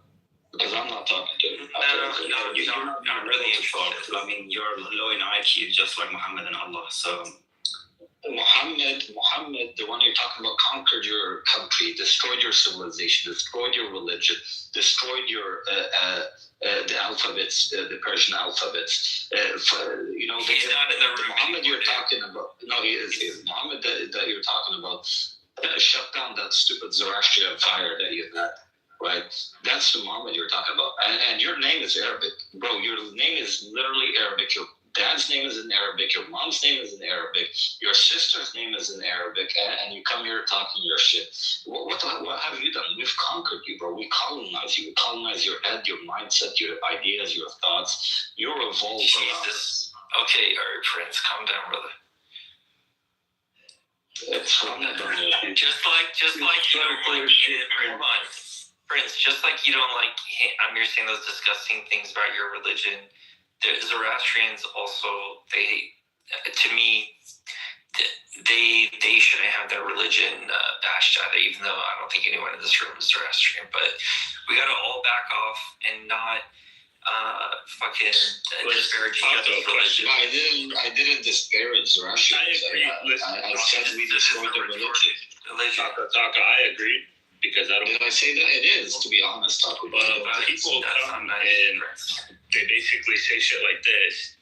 Like, these people need allies, as many as they can get. As many supporters as they can get. What do they do, dude? Their natural reaction is they think they need to seem more Western and American or European. So they go and bash 2 billion people's religion. John, I get it. No, they do it not understanding that. 2001. We're over. They do it not understanding that the West itself has changed. They do it not understanding that the Israelis that they stand with are the pariah of the world. Bro, Israeli tourists are getting kicked out, not in Dubai. They're getting kicked out in Greece. In Germany, they're getting kicked out. In Japan and in South Korea, they're getting kicked out wherever they go. You see the videos online, dude. And then you want to ally with them? You want to ally with the losing party, bro? What the fuck, bro? These people are fucking retarded. I think it comes out of desperation, because one thing that Iranians don't have, we've never been able to stand together. We've never been able to, especially in the diaspora. If you ever go to these Persian rooms and see how people, even Reza Pahlavi supporters, how they fight amongst each other, it's like you're not supportive enough of the cause. You know what I mean? So, and in my opinion, the reason that, we have so many people are banding behind Reza Pahlavi is because they see him as a unified figure of resistance to the regime. Not necessarily that they agree with all, not necessarily that they see him as the next true leader or whatever. They just do it out of desperation. And what I think Reza Pahlavi has actually, he's gained a lot of supporters since the January 8th massacre, but he's also lost a lot of supporters after the January 8th massacre. There's like a rift going on in the Persian community or the Iranian community, because apparently Reza Pahlavi has gone and tried to, when he talks of amnesty for the IRGC, a lot of his hardcore supporters are like, the regime must go away, as if someone can wave a magic wand and the regime and all of its supporters, let's say 10% of the Iranian population are supporting the regime. Okay, just for the sake of argument. They're definitely the minority, right? What do you do with 9 million people once you get rid of the regime that supported that regime? Do they just all disappear? I don't know. Exactly. That's not a conversation that any of them want to have. They're just like, oh, those are IRGC talking points, which is code for, I don't have an answer, you're making me feel uncomfortable. Those of us who are raised in the West that actually are critical thinkers, we think of these type of things, we want to have a discussion, and they make it seem that if they even allow that thought to enter their mind, that all of a sudden the whole facade, like a poof of smoke, it just vanishes. If we had a very strong leader, then that leader would be open to criticism, would be open to debates, would be open, and their followers as well. But it's not that. If you, when you say that, when you talk like that to a Reza Pahlavi supporter, their answer is that, hey, if you don't have a better answer, stop throwing shade to our leader. You have a better supporter, tell us we'll come support you. I'm like, no, we don't have one. But that doesn't mean that we have to bow our heads and accept everything that he says. Why can't we? No, like in America, you're everybody constantly is holding their leaders' feet to the fire. And that's what, it's not a perfect system, but it's an open system where you can hold your leaders accountable, or at least attempt to. But to them, don't say a goddamn thing. Just shut your mouth, bow your head like a sheep, you know? Even if it means going off the ledge, we all go off the ledge together. And it's like, come on, man. Yeah, that's sad, bro. It's crazy though, because they're supposed to be free thinkers, so they should be able to think. Shit. No has here. Fuck. Oh shit. Amir, stop flirting with me in the back chat. Oh no, dude, she has the worst takes on this topic. We don't even need to discuss right now. Bro, Amir is sexually harassing me. Fuck your mother. Amir is sexually harassing me. Fuck Muhammad. Fuck Muhammad. Wait, but I'm Muslim. I'm not Zoroastrian. I don't fuck my mother. That's what your ancestors did. Fuck Muhammad. And fuck you. That's what your people did. They fucked their mothers. Dude, you're so fucking low in intelligence. Like, just go. Fuck you, fuck Khamenei, fuck Pahlavi. I don't give a shit, you fucking idiot. Because you're Arab, you don't know brain. I'm your master. Look at you. Look at your Palestine. Look at the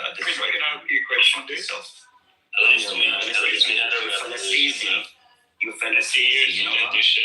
Cry about it, man. Look at the burning Quran and protect your ass, not just a book. That's not good for your country, bud.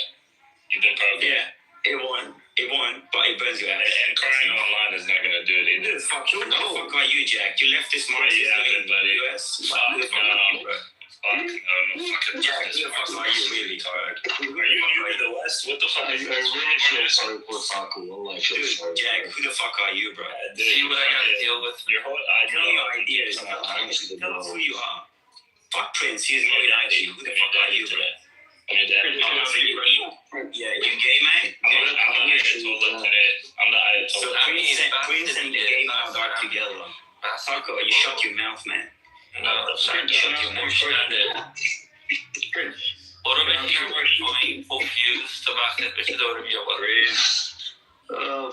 sorry to you. Insufferable, man. Dude, the Oscar purchase, that's a new one. I hate it right there. Honestly, sometimes I think it's easier to talk to Brett than to people like America. Yes, ask. Fuck. Okay, just a question. You were talking about how the Muslims conquered civilizations prior, right? Yeah, I don't necessarily mean everything I said, but and you said it. You said it so proudly.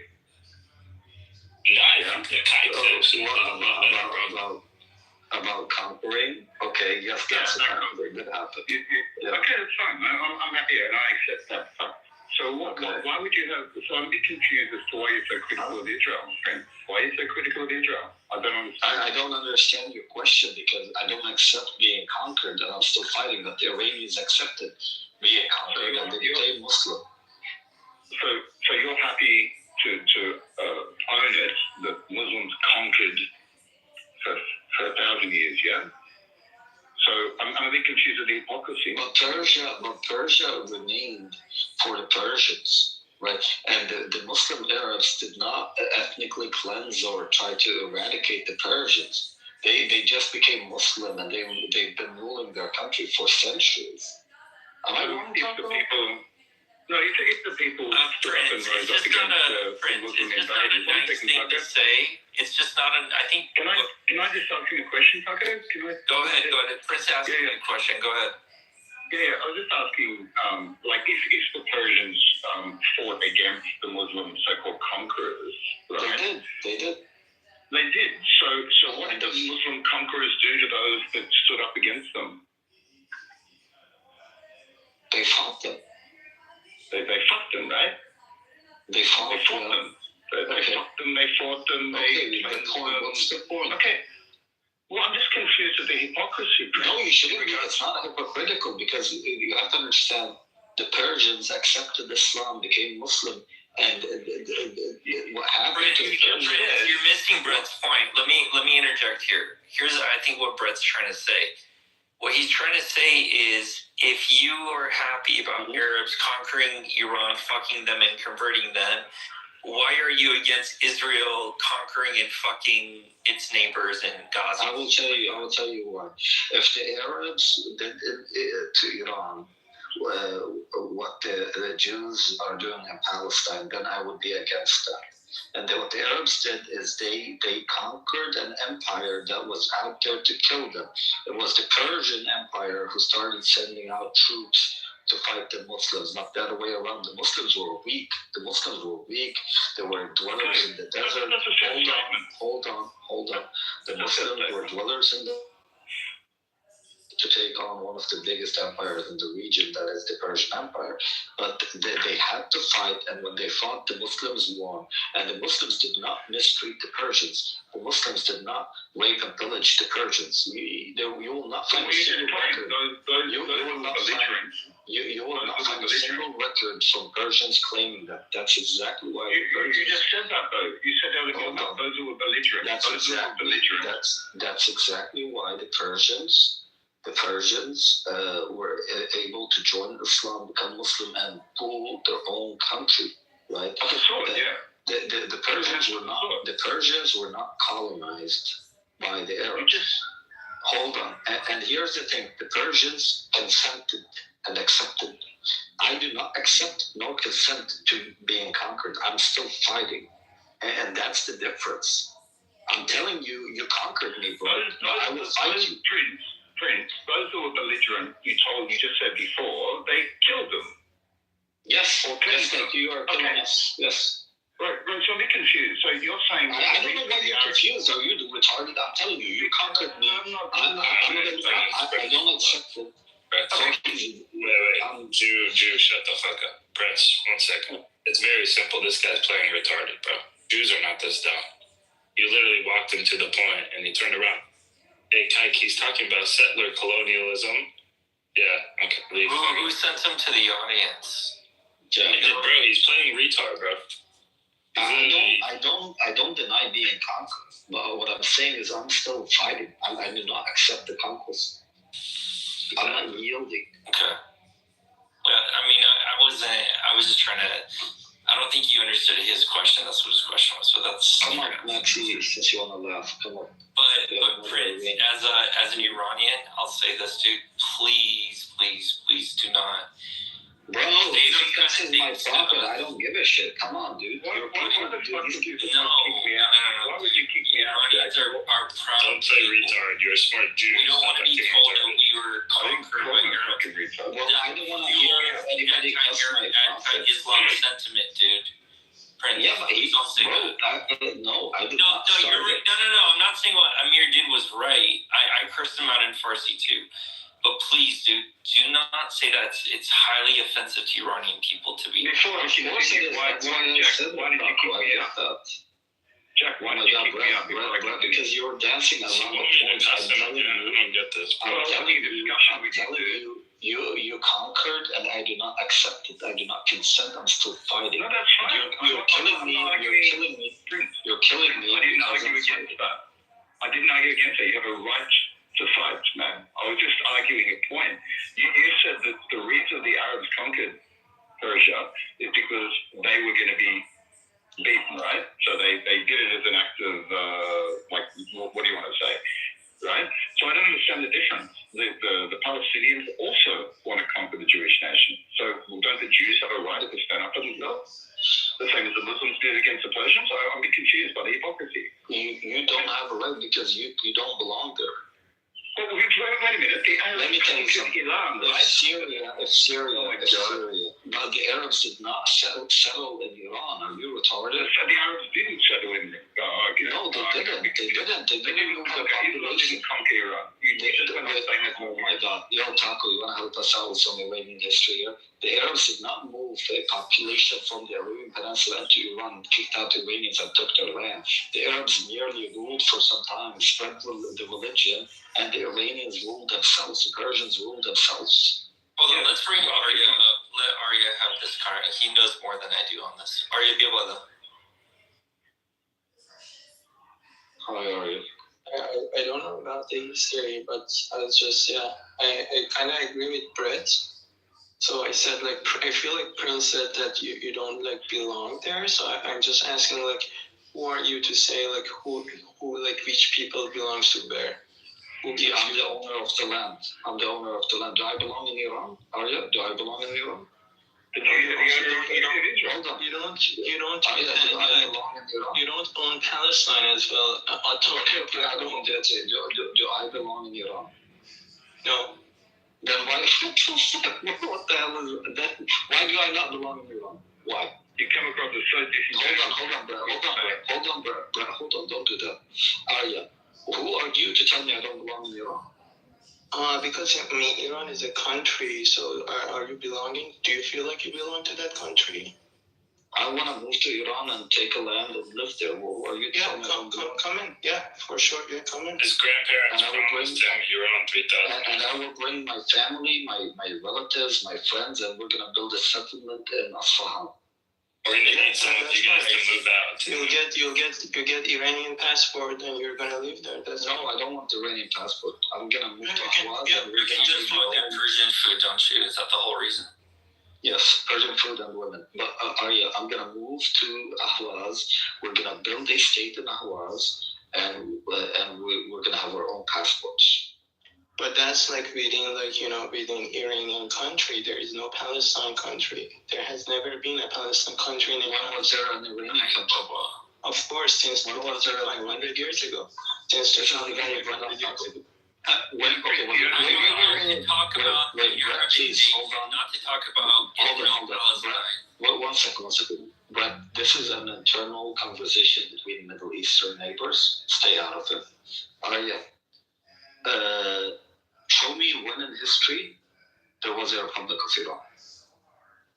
What? Can you repeat it? Show me when the Republic of Iran was founded. 2,500 years ago. You're a liar. No. Why is he a liar? You want me to prove you wrong? Because there was no Republic of Iran 2,000 years ago. Well, there was an empire of Iran. There wasn't necessarily a republic. Okay, and the country of Persia has been there since 2,500 okay, years. that's fine. And 7,000 years ago, the land of Canaan was there. I'm not arguing with you on Palestine. It's much older than the name of Iran. Okay, so go ahead, please, entertain me.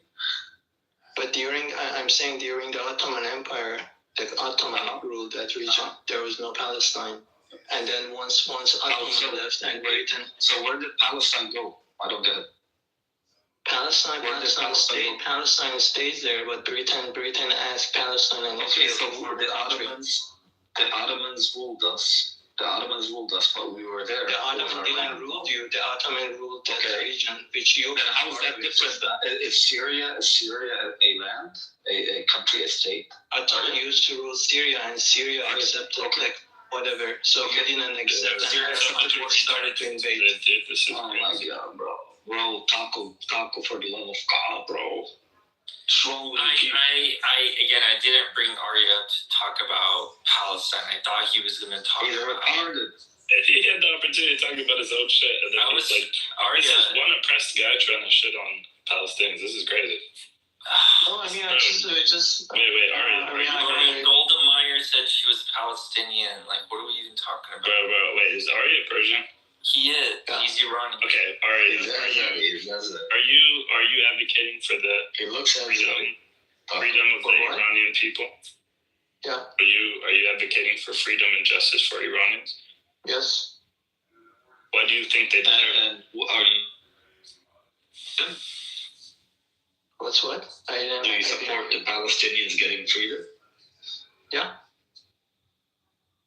Why? I mean, they deserve it. They deserve the 1970 land. They deserve the 1940. Yeah, they deserve the 1948 land. They deserve the 1970 lands. They deserve. But there was no Palestine. I'm confused. Fucking hell. No, I mean the UN asked those countries to be formed. So I mean, if the UN says Ahwaz should become an independent state, are you going to accept? If Ahwaz is not ruled by any country at that moment, yeah. Huh? No. The UN comes together tomorrow. They say, listen, UN didn't come to take any country. Okay, but how come Ottoman Empire defeated in the Forget World War about II. Britain asked the countries to be formed. One country accepted, the other didn't. That's not true. That's not what happened. That's exactly what. Anyways, that's exactly what happened. Do you accept if the United Nations tomorrow says Ahvaz is not part of Iran, Ahvaz should become an independent state? Do you accept? In Kurdistan. No, Because you're full of shit. Because if Iran gets defeated, yeah, in a war maybe, but Iran is there, so. Well, we're gonna make sure we're gonna pour in billions of dollars into Ahvaz. We're gonna send them army, drones. We're gonna conquer you. We're gonna make the Arabs great again in Iran. Ahvaz, Republic of Arabia. Sure, yeah, go for it. Yeah, you will see what happens. We are richer than you. We're gonna make it happen. Sounds good. Good luck. I mean, the United States seems to want to divide it up anyway, but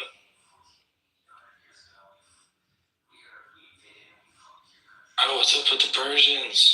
Oh my God, man, Rio, what's up with these guys, bro? They're retarded. Are you like, wallah, I would lose my shit if my people acted like. It's usually the people on the outside. Guys, I just came up to say not all of us are idiots like this guy, so count me out. I'm not with them. Okay, tell us, Max. What do you think? What's your? Tell us. On what? On everything. Iran, the mullahs, Israel, USA. So the way I put it is, fuck Khomeini, and last but definitely not least, fuck Netanyahu. So that's my stance. Rio just had a heart attack. Yeah, wait, so are you saying fuck Pahlavi? Fuck you. Yeah, definitely. So Pahlavi is a Rio, don't Pahlavi. So Pahlavi is just a Zionist project, I think. And if you just look at the Twitter scandal, it was proven that it's proven that Pahlavi is supported by Israel. It's proven. Yeah, it's proven. Yeah. Okay, give me documents. I will put the link. Thousands of fake Twitter accounts from Israel, just as one count, right? I'll put the link. It was Citizens Lab at University of Toronto. They put billions of tweets and likes and retweets for him. Just one stance. Dude, I'll put the link. These like propaganda is like killing you. So it like IR regime is also supported like NIAC. Does that mean like IR regime is like behind NIAC? Like what are you talking about? All these bots exist. Does that prove anything? Okay, I had this argument with someone else. So basically, I said, haven't you noticed that up until last year there was no talk about this guy and just no, dude, you're so okay. So you're full of shit. So okay, so since last year, since like 2 years ago, I don't know if you have ever been to Iran since year 88.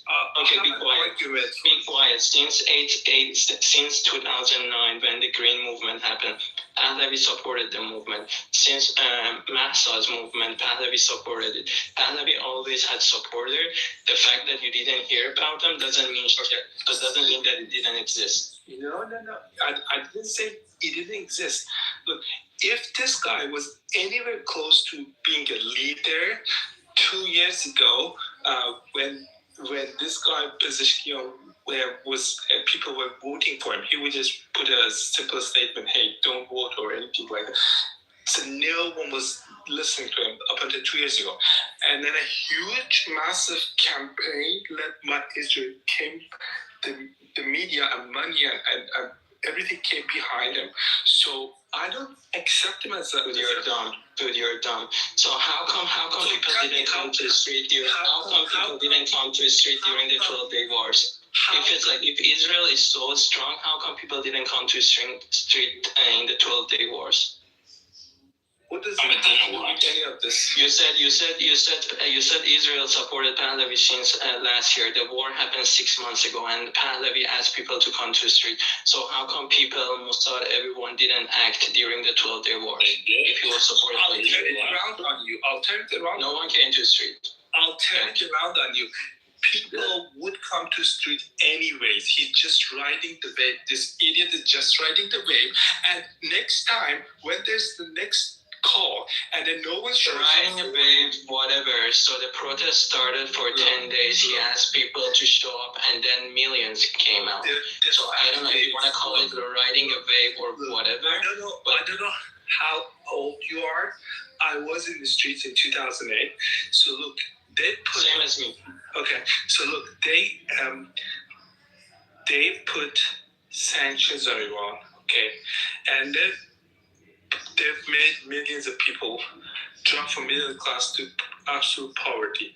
The average every time they lift the sanction, if the just people like I said, shut up. Let me finish. Okay, just I didn't say shut up. I said be quiet. Okay, be quiet. Okay, sorry for that. Okay, I thought you said shut up, but let's go one by one. So the fact of the matter is, the sanctions have made millions poor, right? So what happens is that people would come out anyways, any day. It's a bomb waiting to explode. So a guy shows up and just waving the right. So I asked people, what are his credentials? This guy is 65 years old, has had no achievement whatsoever in his life, no achievement. In fact, if you read the diaries, he had development issues. There's many letters from Asadullah Alam and other people warning about how he was being raised with women, etc., etc. He was not raised as a man, etc. So he is 65 years old. He has had no business, no achievement whatsoever. And then he's my neighbor, bro. Literally, in America, he's my neighbor. Sure. Yeah, I lived in LA. Your country, it's great. I lived in LA area for 7 years. The reason why I'm never gonna be on board with him is that it's several years spent time with these Pahlavi supporters. LA was his headquarters, right? So the worst ones are there, bro. Oh my god, absolute worst one. Absolute. I hate. Go to Orange County, much better. Orange County area, much better people. And you see strong elements of fascism among Pahlavi supporters these days. Like, you go to these rooms and say, "Are you saying Jolly John?" No, I'm not saying. Gonna say, "Hey, get out of here, do this and that." Like, yeah, these guys are absolutely impossible. So who did you support in 2009? In 2009, that was the year I finished my undergrad. 2 months before I moved to US for my PhD, right? So in that 2 months, I was out there every day, and I wasn't just. Who was your leader? Was it Mir Hossein Mousavi Max? Yeah, the idiot. So So he was a prime minister during 80s, and how many people was executed during this time? Your lesson, just like now. Okay. If you support Pahlavi, you're gonna learn your lesson. Who are you gonna support?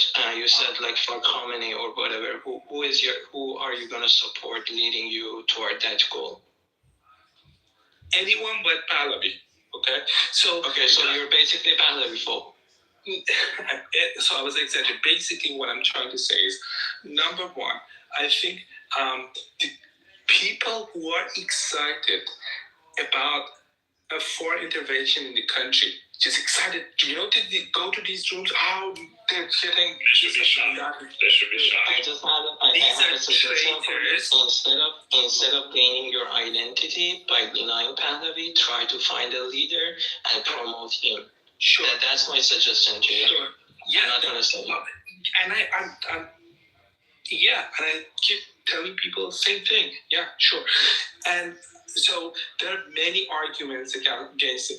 The only arguments people have for his credentials is, 18th and 19th of this month, he put us and people came out. If you base everything on 2 days that he in my opinion, was riding the wave. In your opinion, no, everyone listened to him. If you base your argument on that, it's very fragile, I'm telling you, because next time... Oh no, my argument is not based on that. My argument is based on his 47 years of, published, speech and talk or whatever. I started supporting him maybe 2 or 3 years ago. He supported the green movement that you and I were on the street 12 years ago. He supported the master revolution 4 years ago. In every social movement, he supported that's like what everyone else has done. That's not. No, that's not. That's yeah. So everyone else is free. Everyone else is free to ride the wave, quote unquote. What you said. Everyone else is free to do. Ask people to come out. He did. People show up. So what? And by the way, if you must know, this guy is not his first time being an agent of Mossad and CIA. It's not his first time. I'll send you a link for Dr. You're saying you're a PhD student in fucking United States, and you're saying he's an agent. He's an agent. You want a top 5 school if you want. Yeah, same as me. And you're saying you're claiming he's a CIA agent. Yeah. So that's like such a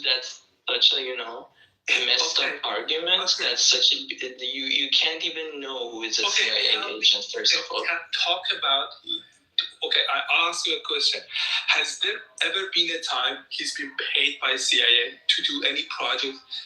If not, if you don't know about that, I'll put a link and then you'll be embarrassed. You have a link of the CIA agent to Pahlavi. Kinds of documents, yes. I think even Taco is laughing, so I'm not gonna. Hold on, Max. Hold on 1 second. Max, put a link in the chat. Okay. First, I'll put the documentary because I haven't heard of it before. Because let me go. One documentary, and then we'll go to the detailed document because the document is easy to follow for him. Hold on, documentary or document? We need something documentary, then documents. No. Okay, just put a link to the document. We don't need to watch a documentary. Okay. Now it's one second. Okay. While I search for that, you guys give me more. Talk to me about his credentials and what has he achieved in his 65-year-old life, miserable life. What else has he? The fact that he supported master movement. I did the same. The fact that he did 2008. I did the same. He speaks French and English. I do the same. So if that's your argument, fine. We can. What else is there to defend? Right now we are living in a world that we don't need, a leader like quote unquote to have like very strange credential. Yeah, Velvet, please go ahead. Sorry, I'm gonna be quiet. Yeah. No worries. Hey everyone. I assume that Max and Arya obviously is an Iranian, but I also believe that Max is also Iranian. I'm also an Iranian person as well. Okay, that's fine. Go ahead, Velvet. Yeah, I just said that I speak fluent Farsi. So because these LA-based people, they haven't been into country in 40 years. They don't even make a phone call to Iran in a whole. Yeah. Okay, so, Max, hold on. Just let Velvet speak. Go ahead. Yeah. Anyway, so I'm also an Iranian. So one point that I would just want to say is that I can already say that unfortunately Max seems to be a little bit biased. So for context, if I were to advocate one of the opposition figures of Iran, Reza Pahlavi wouldn't necessarily be the first one. For instance, the Iranian Masih Halinejad. I strongly advocate Masih Halinejad. I always support her commitment to fight against the Islamic regime. But one point that I just want to make is that why are we arguing about Reza Pahlavi? It is not the question that we need to answer right now. The question point that we need to address is the Islamic Republic. Obviously, the opposition of the Islamic Republic is a diverse opposition. And again, obviously, Reza Pahlavi, due to my perspective has the main support, although he has some dissidents as well. No one can deny, especially within the ethnic groups or the Republicans. But the point is, Reza Pahlavi is not the guy who has made these atrocities. Reza Pahlavi is not the one who has massacred tens of thousands of Iranians on the streets. And why should we argue about him? So at the end of the day, once the regime is collapsed, Iranian people will make a decision, and we will follow on. But right now, we should get united and fight against the regime. So that's the main point I wanted to raise. So Velvet, I actually agree with you. Okay. But here's my question. Forget about Reza Pahlavi for a second. You guys agree that before there can be a transitional government, the Islamic Republic needs to be dismantled to a degree, right? Can we all agree on that? Hello? Not necessarily. So, for instance, in the Islamic Revolution 47 years ago, this wasn't the point. But the transitional government actually was created by the revolutionaries, by Mehdi Bazargan. But Shahbul Bakhtiar, the same person whose picture is on my profile, was the sitting prime minister at the moment. So. Okay, so what you're saying is that you will accept elements of the Islamic Republic in a new government, right? No, that was not my point. But my point was, it is not a precondition for the current government to be entirely dismantled, as you put it, for a transitional government to be shaped. So, because the current regime will not, leave the power unless it is forced to. So I would assume that whilst they are still in power, a transitional government can be shaped, just as the same happened actually 47 years in Iran. Okay, you're kind of dancing around what I'm trying to say.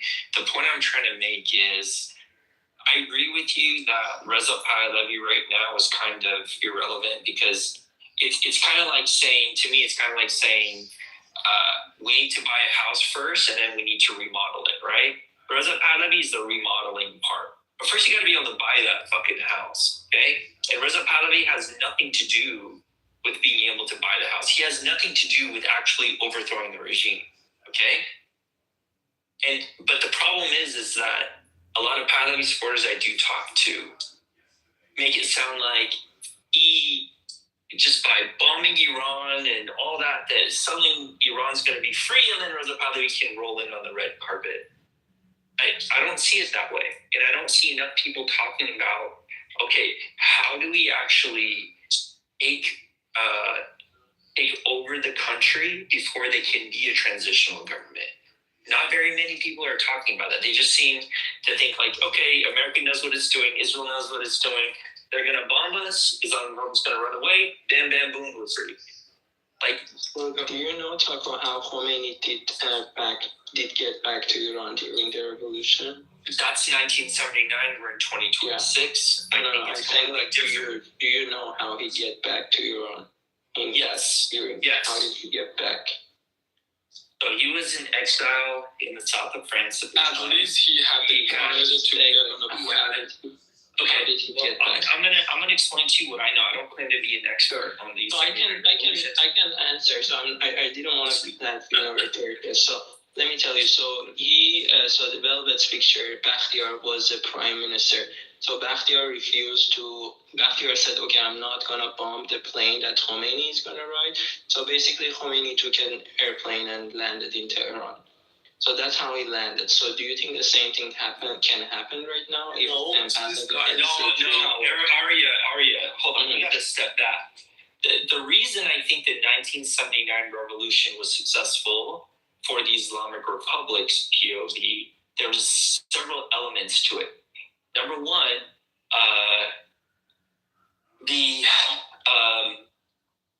Khomeini had a strong following in Iran. I'm not, everything I say, please don't attack me and say Reza Pahlavi. This has nothing to do with Reza Pahlavi, okay? He had a strong following in Iran.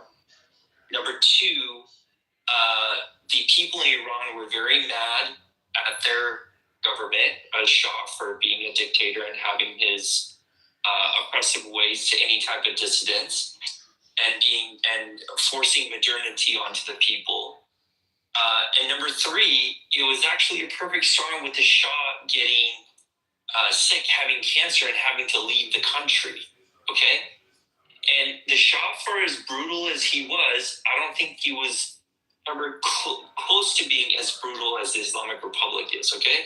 At some point, he was willing to concede. I don't think the Islamic Republic is willing to concede. I think the answer to Arya's question is very simple. He has an interview not too long ago, just a year ago maybe.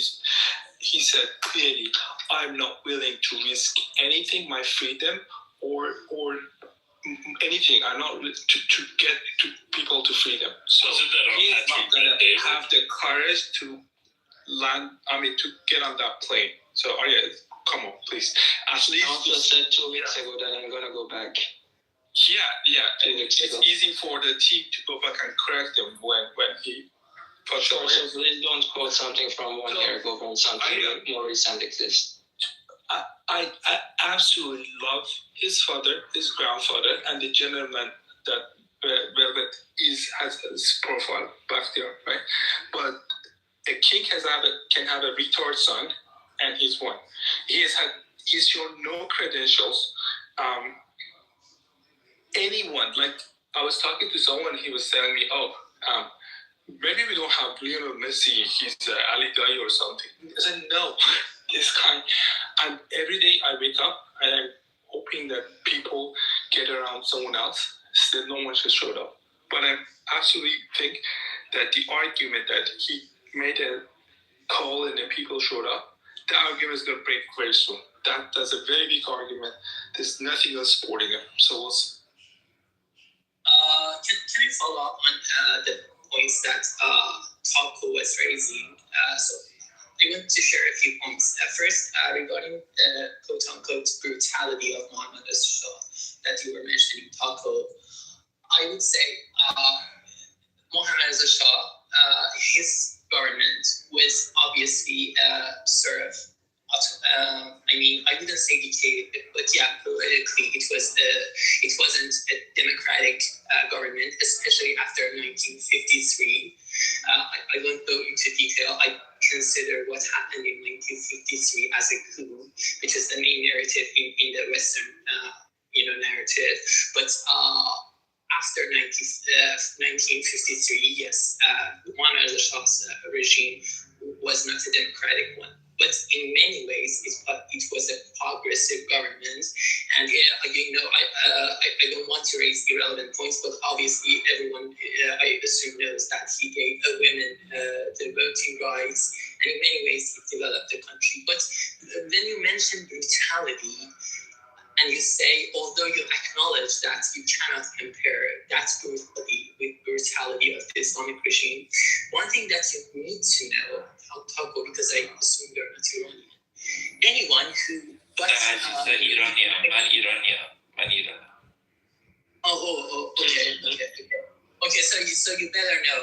Anyone who either executed under Mohammad Shah or was killed on the streets, I am telling this as a non-monarchist. They are terrorists. So you cannot name any single person, because I have read the history of, after Mashruta revolution.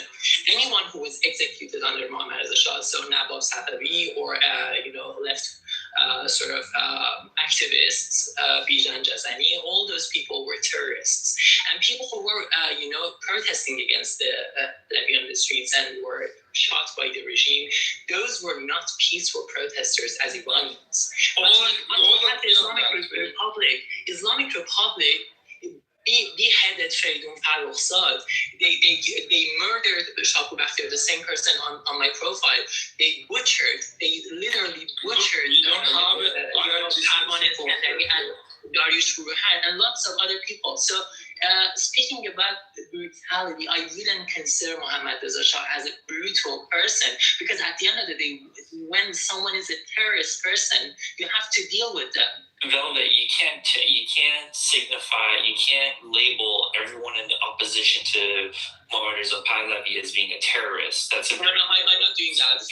No. I didn't claim that. But I said the brutality. You just said the brutality was used on everyone who was a terrorist. Dude, no. Shaku Bakhtiar himself. Shaku Bakhtiar himself was an opposition. He was one of the Jabhat Milli figures. He was imprisoned during the Mohammad Reza Shah regime, and alongside Dariush Furuhan and Karim Sanjabi and other people in Jabhat Milli, he was supporter of one of the supporters of Mohammad Mossadegh. Sorry, no one has anything against Mohammad Reza here. The question was. Do you know how Khomeini came back in power? I don't know where we're going to Mohammad Reza Pahlavi. The question is, how did... I think you raised 3 points previously. I forgot them, but those 3 points sounds like very familiar to the current situation. So can you please reiterate those 3 points and say how they're different now? I didn't say they're different. In fact, I said, you asked me what the conditions were, okay? And I mentioned how they were, what they were, and I said some of them are similar, some of them are different. But what I will tell you, Arya, one of the reasons I'm always for in Iran peaceful protest, but I was never for any type of violent uprising in Iran, not just by civilians. It's different if people were armed as militias, okay? But the reason I was against it was because I know how brutal this regime can be.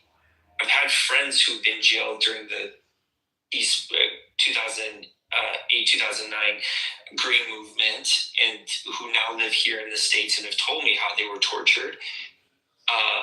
And I very well know that if Iran feels that its legitimacy is being questioned, if there's talks of regime change, just like they've done to all the other political prisoners, they will either imprison them or kill them. And if there's thousands of them out in the street, they will kill them. Even if one person has a gun, they'll take it out on 1,000 different people. So what I'm trying to say is that every point that's made about, you only need 3 or 5% of the population to stand up for a revolution to be successful. Okay, so It's correlation, not causation. But I'm not done yet. All right, hold on. Sure. You asked me a question, so let me answer. What the type of intervention that I am for is mainly something to have a coup d'etat of the government. Okay? Now, some of that may involve surgical strikes. Some of it may involve more sort of tactics of espionage, tactics of bringing intelligence officers in to turn people who are currently in leadership, okay? I don't believe B-2 bombers flying and bombing the shit out of Iran is going to necessarily lead to regime change, okay? It could, but I feel like it's the sloppiest way of doing it. Yeah, I mean, I'm not disagreeing. Yeah, and I know that you are supporting coup, and I'm saying all these uprising, all these protests is gonna help, even in your case, which is you're hoping for coup. Even the uprising can help with the coup, as the same thing that I think happened during 1954, or during the same situation that Velvet just explained with the Mossadegh. So people being on the street can help with the coup as well, I believe. So I'm not disagreeing with anything that you said. And that requires organization, that requires planning.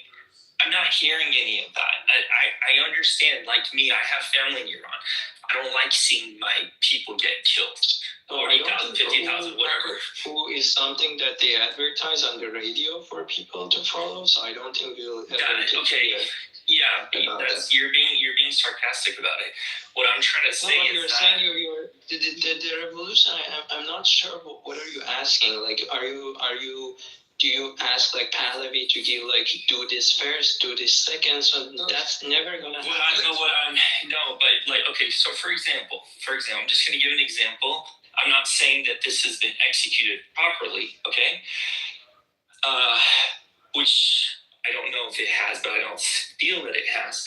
Is that when he talked about turning elements within the regime to come stand with the people, whether it be by the QR code or whatever the fuck type of communication that he's providing, that is what you need. I don't think you can overthrow the IRGC until you have elements within the IRGC that are willing to come stand with the people, who said, I've had enough. There's no silver bullet that's going to get rid of all of IRGC.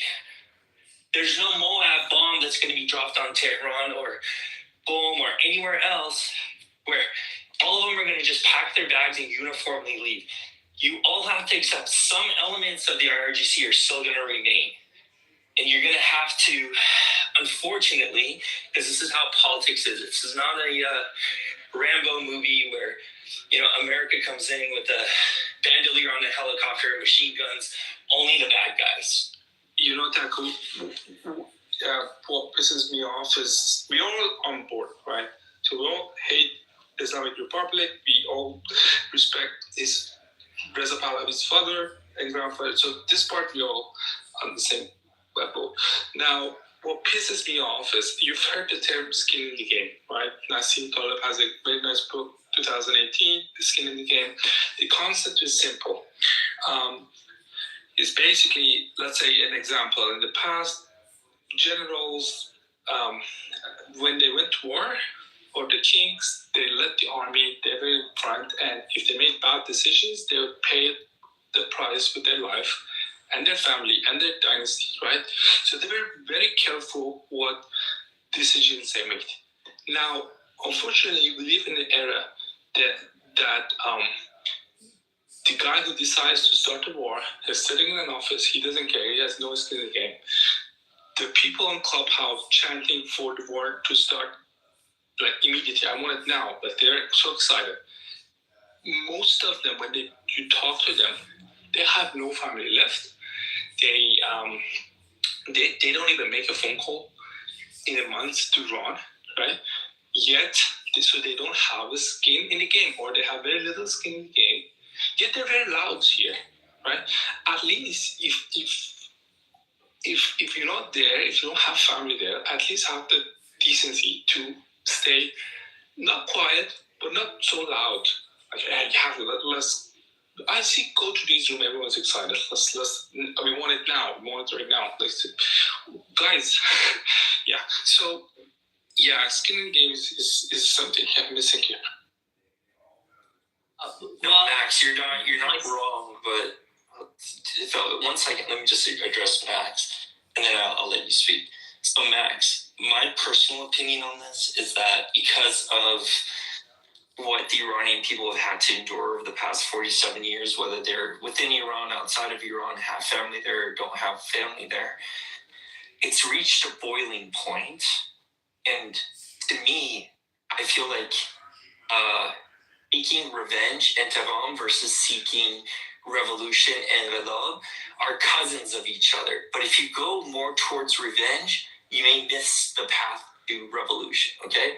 If you're just for Iran getting bombed and you have no plan of actually how to get the IRGC out of power, and if you're just booty clapping for an attack to happen, that means that you're just seeking revenge. And I do understand that point. I don't agree with it. I do understand that point of view because we've seen so many of our people get killed where it's like, just fucking kill them. Just get them out of there. Okay, and then what? Shut the fuck up. Don't even go there. That's what you hear. You get attacked if you say, okay, we dropped the B-2 bombers. Then what happens? I'm going to say this in Farsi. آقا یه نهضت دهن جمهوری اسلامی بقیه مردم انجام میدن. اوکی این بقیه مردم انجام دادن یعنی Manichi. What does it mean? As somebody actually, can Reza Pahlavi please come on the microphone and explain what that means? And we had another example here. Sorry, Arya, to point out this, but you are pissed off with IRGC and Islamic Republic supporting Palestinians, right? You're pissed off at this.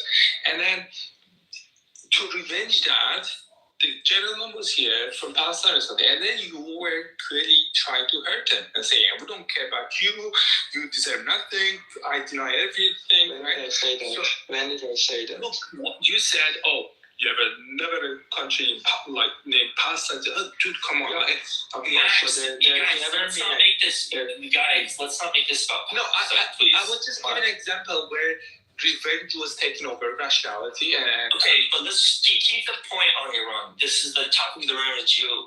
But let's not support them having a country, so I just don't know what you're talking about. And Velvet wanted to speak. Let's let Velvet speak, and then we'll go back to you. Go ahead, Velvet. Thank you. So a couple of points. First, I don't think that those who advocate a war by United States and Israel, I don't think that's only about revenge. Yes, there is somehow to some extent about revenge, but also because, from my perspective, there is no other way, and not any other way, to overthrow this regime. Yes, everyone knows we are not stupid. We know that with any war, there are lots of risks. There mass destruction, casualties for civilians, especially because we know the nature of this regime. They use the civilians as human shields. The spokesperson of this government, Fatah Madran, during the 12-day war, very blatantly, if you remember, she encouraged people not to leave Tehran because just as their brothers in Palestine, in Hamas, I know, I shouldn't limit the discussion about Iran, but just as the same Hamas, figures, they use people as human shields. But the point is, it's not just about revenge. Those who are advocating the war, like myself, who have family in Iran, and by the way, it's not just the people outside the country, everyone who I have contact with in Iran during through social media, etc. We are all saying that every day we are looking at the skies. We are waiting for the United States bombers. But the point is, it's not just about revenge. There is no other way. So, for instance, myself, 10 years ago, during the 10th election of the parliament, I was in Tehran, and along with other classmates in the university in which I was studying, I advocated for the reformists, for the 30 members of the reformists to go to parliament from the reformists list. And it was not my first time. I also attended during the first, Rouhani election. I voted for him. All the Iranians have, not all of them, but majority of them have given a lot of chances to this regime to be reformed.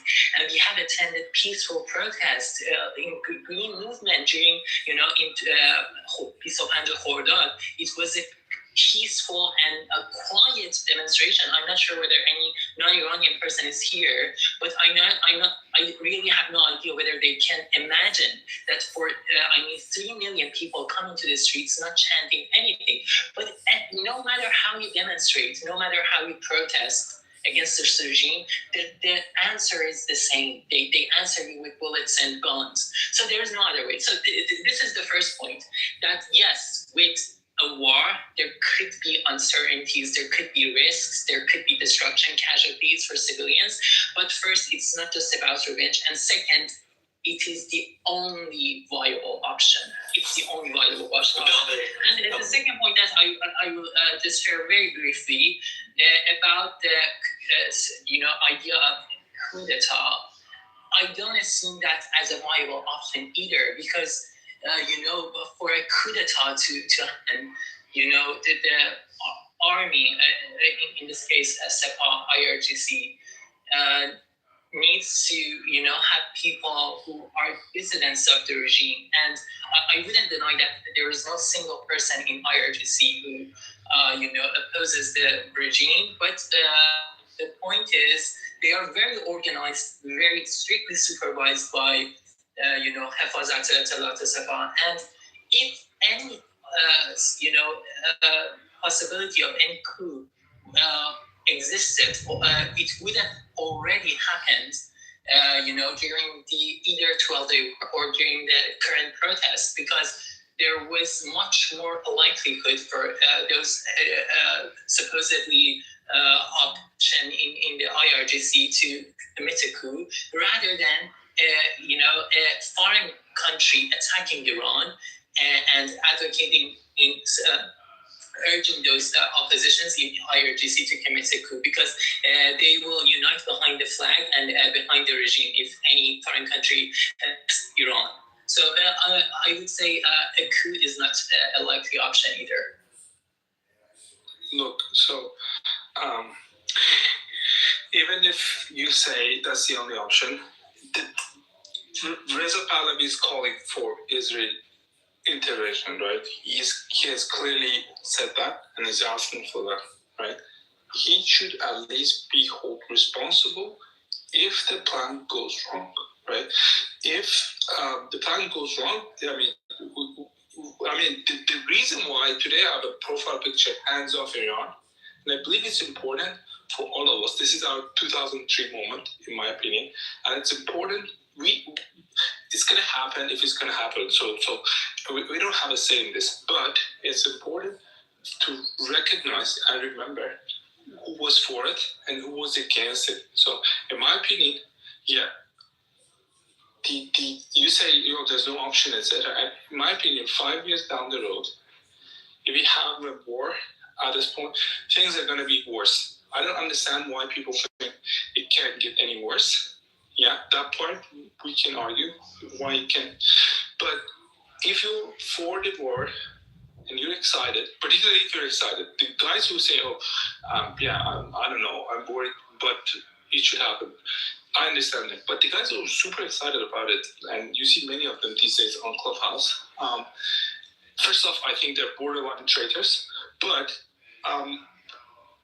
even if not for that, they have to be responsible. If Pahlavi calls for this and it fails, I hope you guys can hear. Sorry, but I disagree. No, it is not responsibility of either Reza Pahlavi or any ordinary individual who is encouraging the United States or Israel or any other Western country to attack Iran. No, it's not our responsibility. If it goes bad, 100% of responsibility. It's for the Islamic Republic because they have left no options. I mean, if we leave everything alone, just assume that we do nothing. If we even do not demonstrate, we don't protest, we just carry on the miserable living as we have in Iran. Look at the water outages, power outages.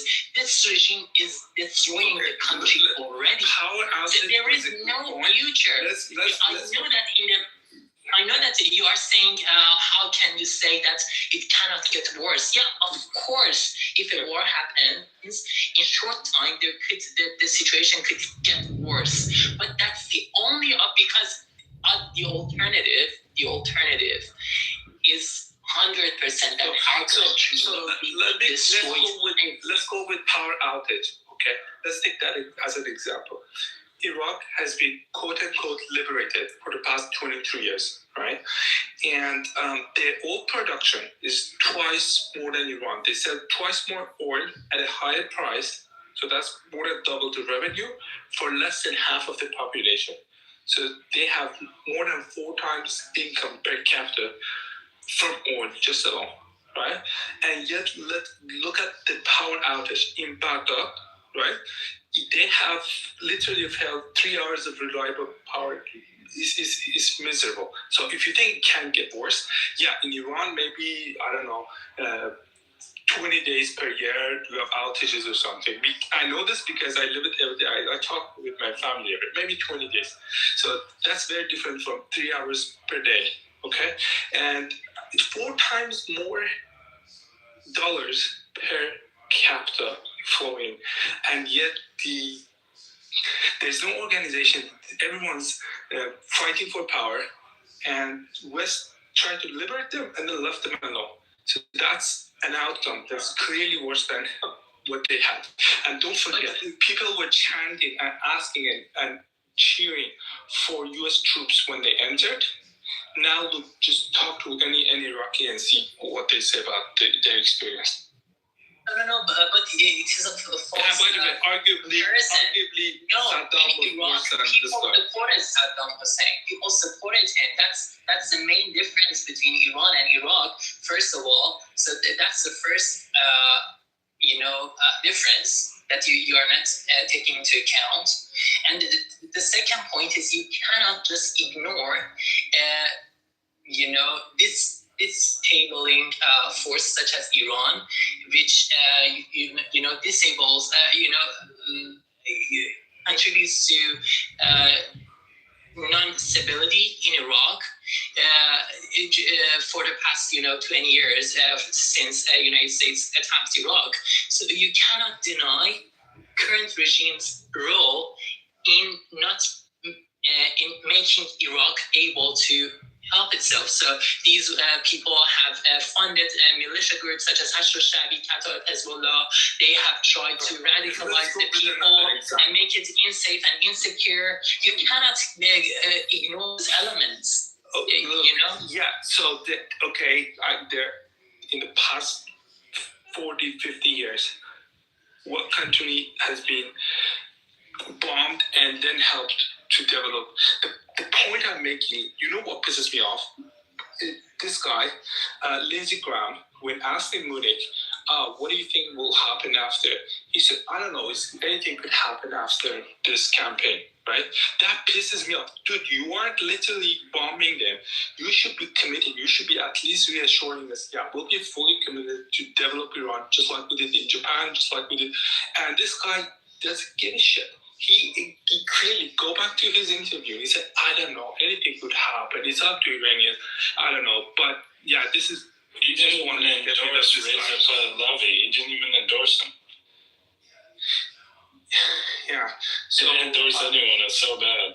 I think that even a month ago, there was a vote in European Parliament, and 2-1, they voted not to let Pahlavi speak. They may change their opinion about that. He applied to give a speech at the European Parliament, and he was denied. So I think even the foreign intelligence is not convinced that he's the guy. So we'll see. I know this guy is a joke. I mean, come on, we'll see.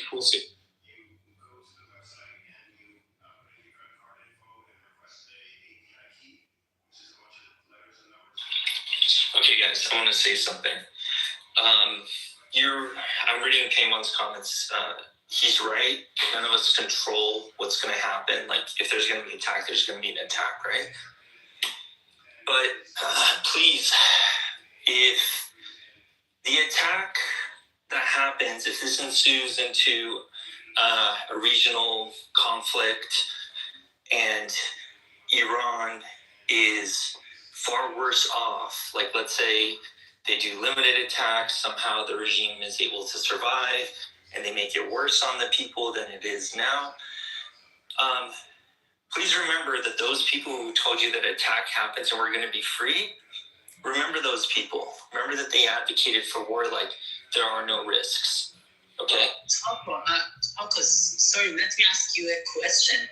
How do you define getting far worse? How do you define getting worse? How do you make that comparison? I mean, you know what is the point? You are looking from your own perspective. I don't know whether you have a family in Iran or not. I do have a family in Iran. Okay. No. You know what is the point? Try to look at the situation in Iran from little girls in Sistan Baluchistan who just for bringing some water from the streams to their home, their hands were being beaten by the gondos. I'm not sure whether you have heard them. Look at the people, the drivers of trucks in Shahbandar, whose their whole wealth, their machineries, their vehicles got shattered a few months ago. Look at the people in Kermanshah who, because of the earthquake, 12 years ago. What's your point? You think I didn't know that? Then you say far worse. I question from who perspective yours. A failed state would be far worse, Velvet. A failed state would be far worse. Yes. Look, let's compare if you don't consider that a possibility, then you're blind. I'm sorry. It's a possibility. Nobody knows. Is it 1%? Is it 0.1%? Is it 50%? Nobody knows because we're not in the Pentagon controlling how this military attack is going to happen. Okay. All I'm saying is, if you don't consider it, then to me that's an issue. No, I know. No. I already acknowledged. Max, hold on, Max. Let me talk to Velvet for a second, and then I'll let you start. Go ahead, Velvet. I already know that there are costs and risks, and I've already acknowledged that. But I would ask you to look in long term. What the point I'm making is that Iran, in the long term, will be destroyed under this regime. Look at the weather. Look at the water. Sure. I mean, this regime, it just cares about its own survival first. Velvet, and second, exporting its revolution to the whole region and to the world. Velvet, but you're making an argument that I never made. My argument isn't because war may have risks, therefore there needs to be no war and we need to live with this regime. Why is it so binary with some of you people? Why is it just 1 or 0? What is the alternative? No, if it is not okay. Listen. You said when I was off the mic, you were saying that any type of coup d'état is not possible because Iran is very stringent with its intelligence services, right? With finding out wherever there's. So then what you do is you go attack the intelligence services. You go attack the person or the persons involved in shutting the internet down and say, listen, when the time comes, you're going to get the order to shut the internet off. Don't do it. And these kind of intelligence operations take time. They don't happen overnight. The more desperate our people get, the more immediate of a solution they want. And so now it's attack us. Okay.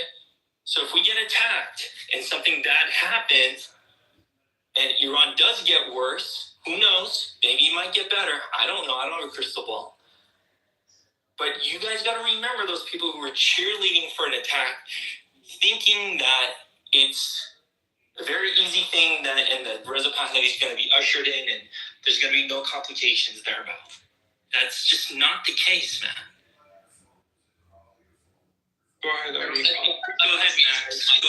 Let's let Arya has been silent for a while. So I think Taco, like the targeted attack to the facilities that you said is exactly what I think we are asking. So, or not we are asking, what we are kind of hoping. So I don't know what's your point. Are you asking for, some sort of militia within Iran who can gain intelligence and, suddenly feel like IRGC leader? Because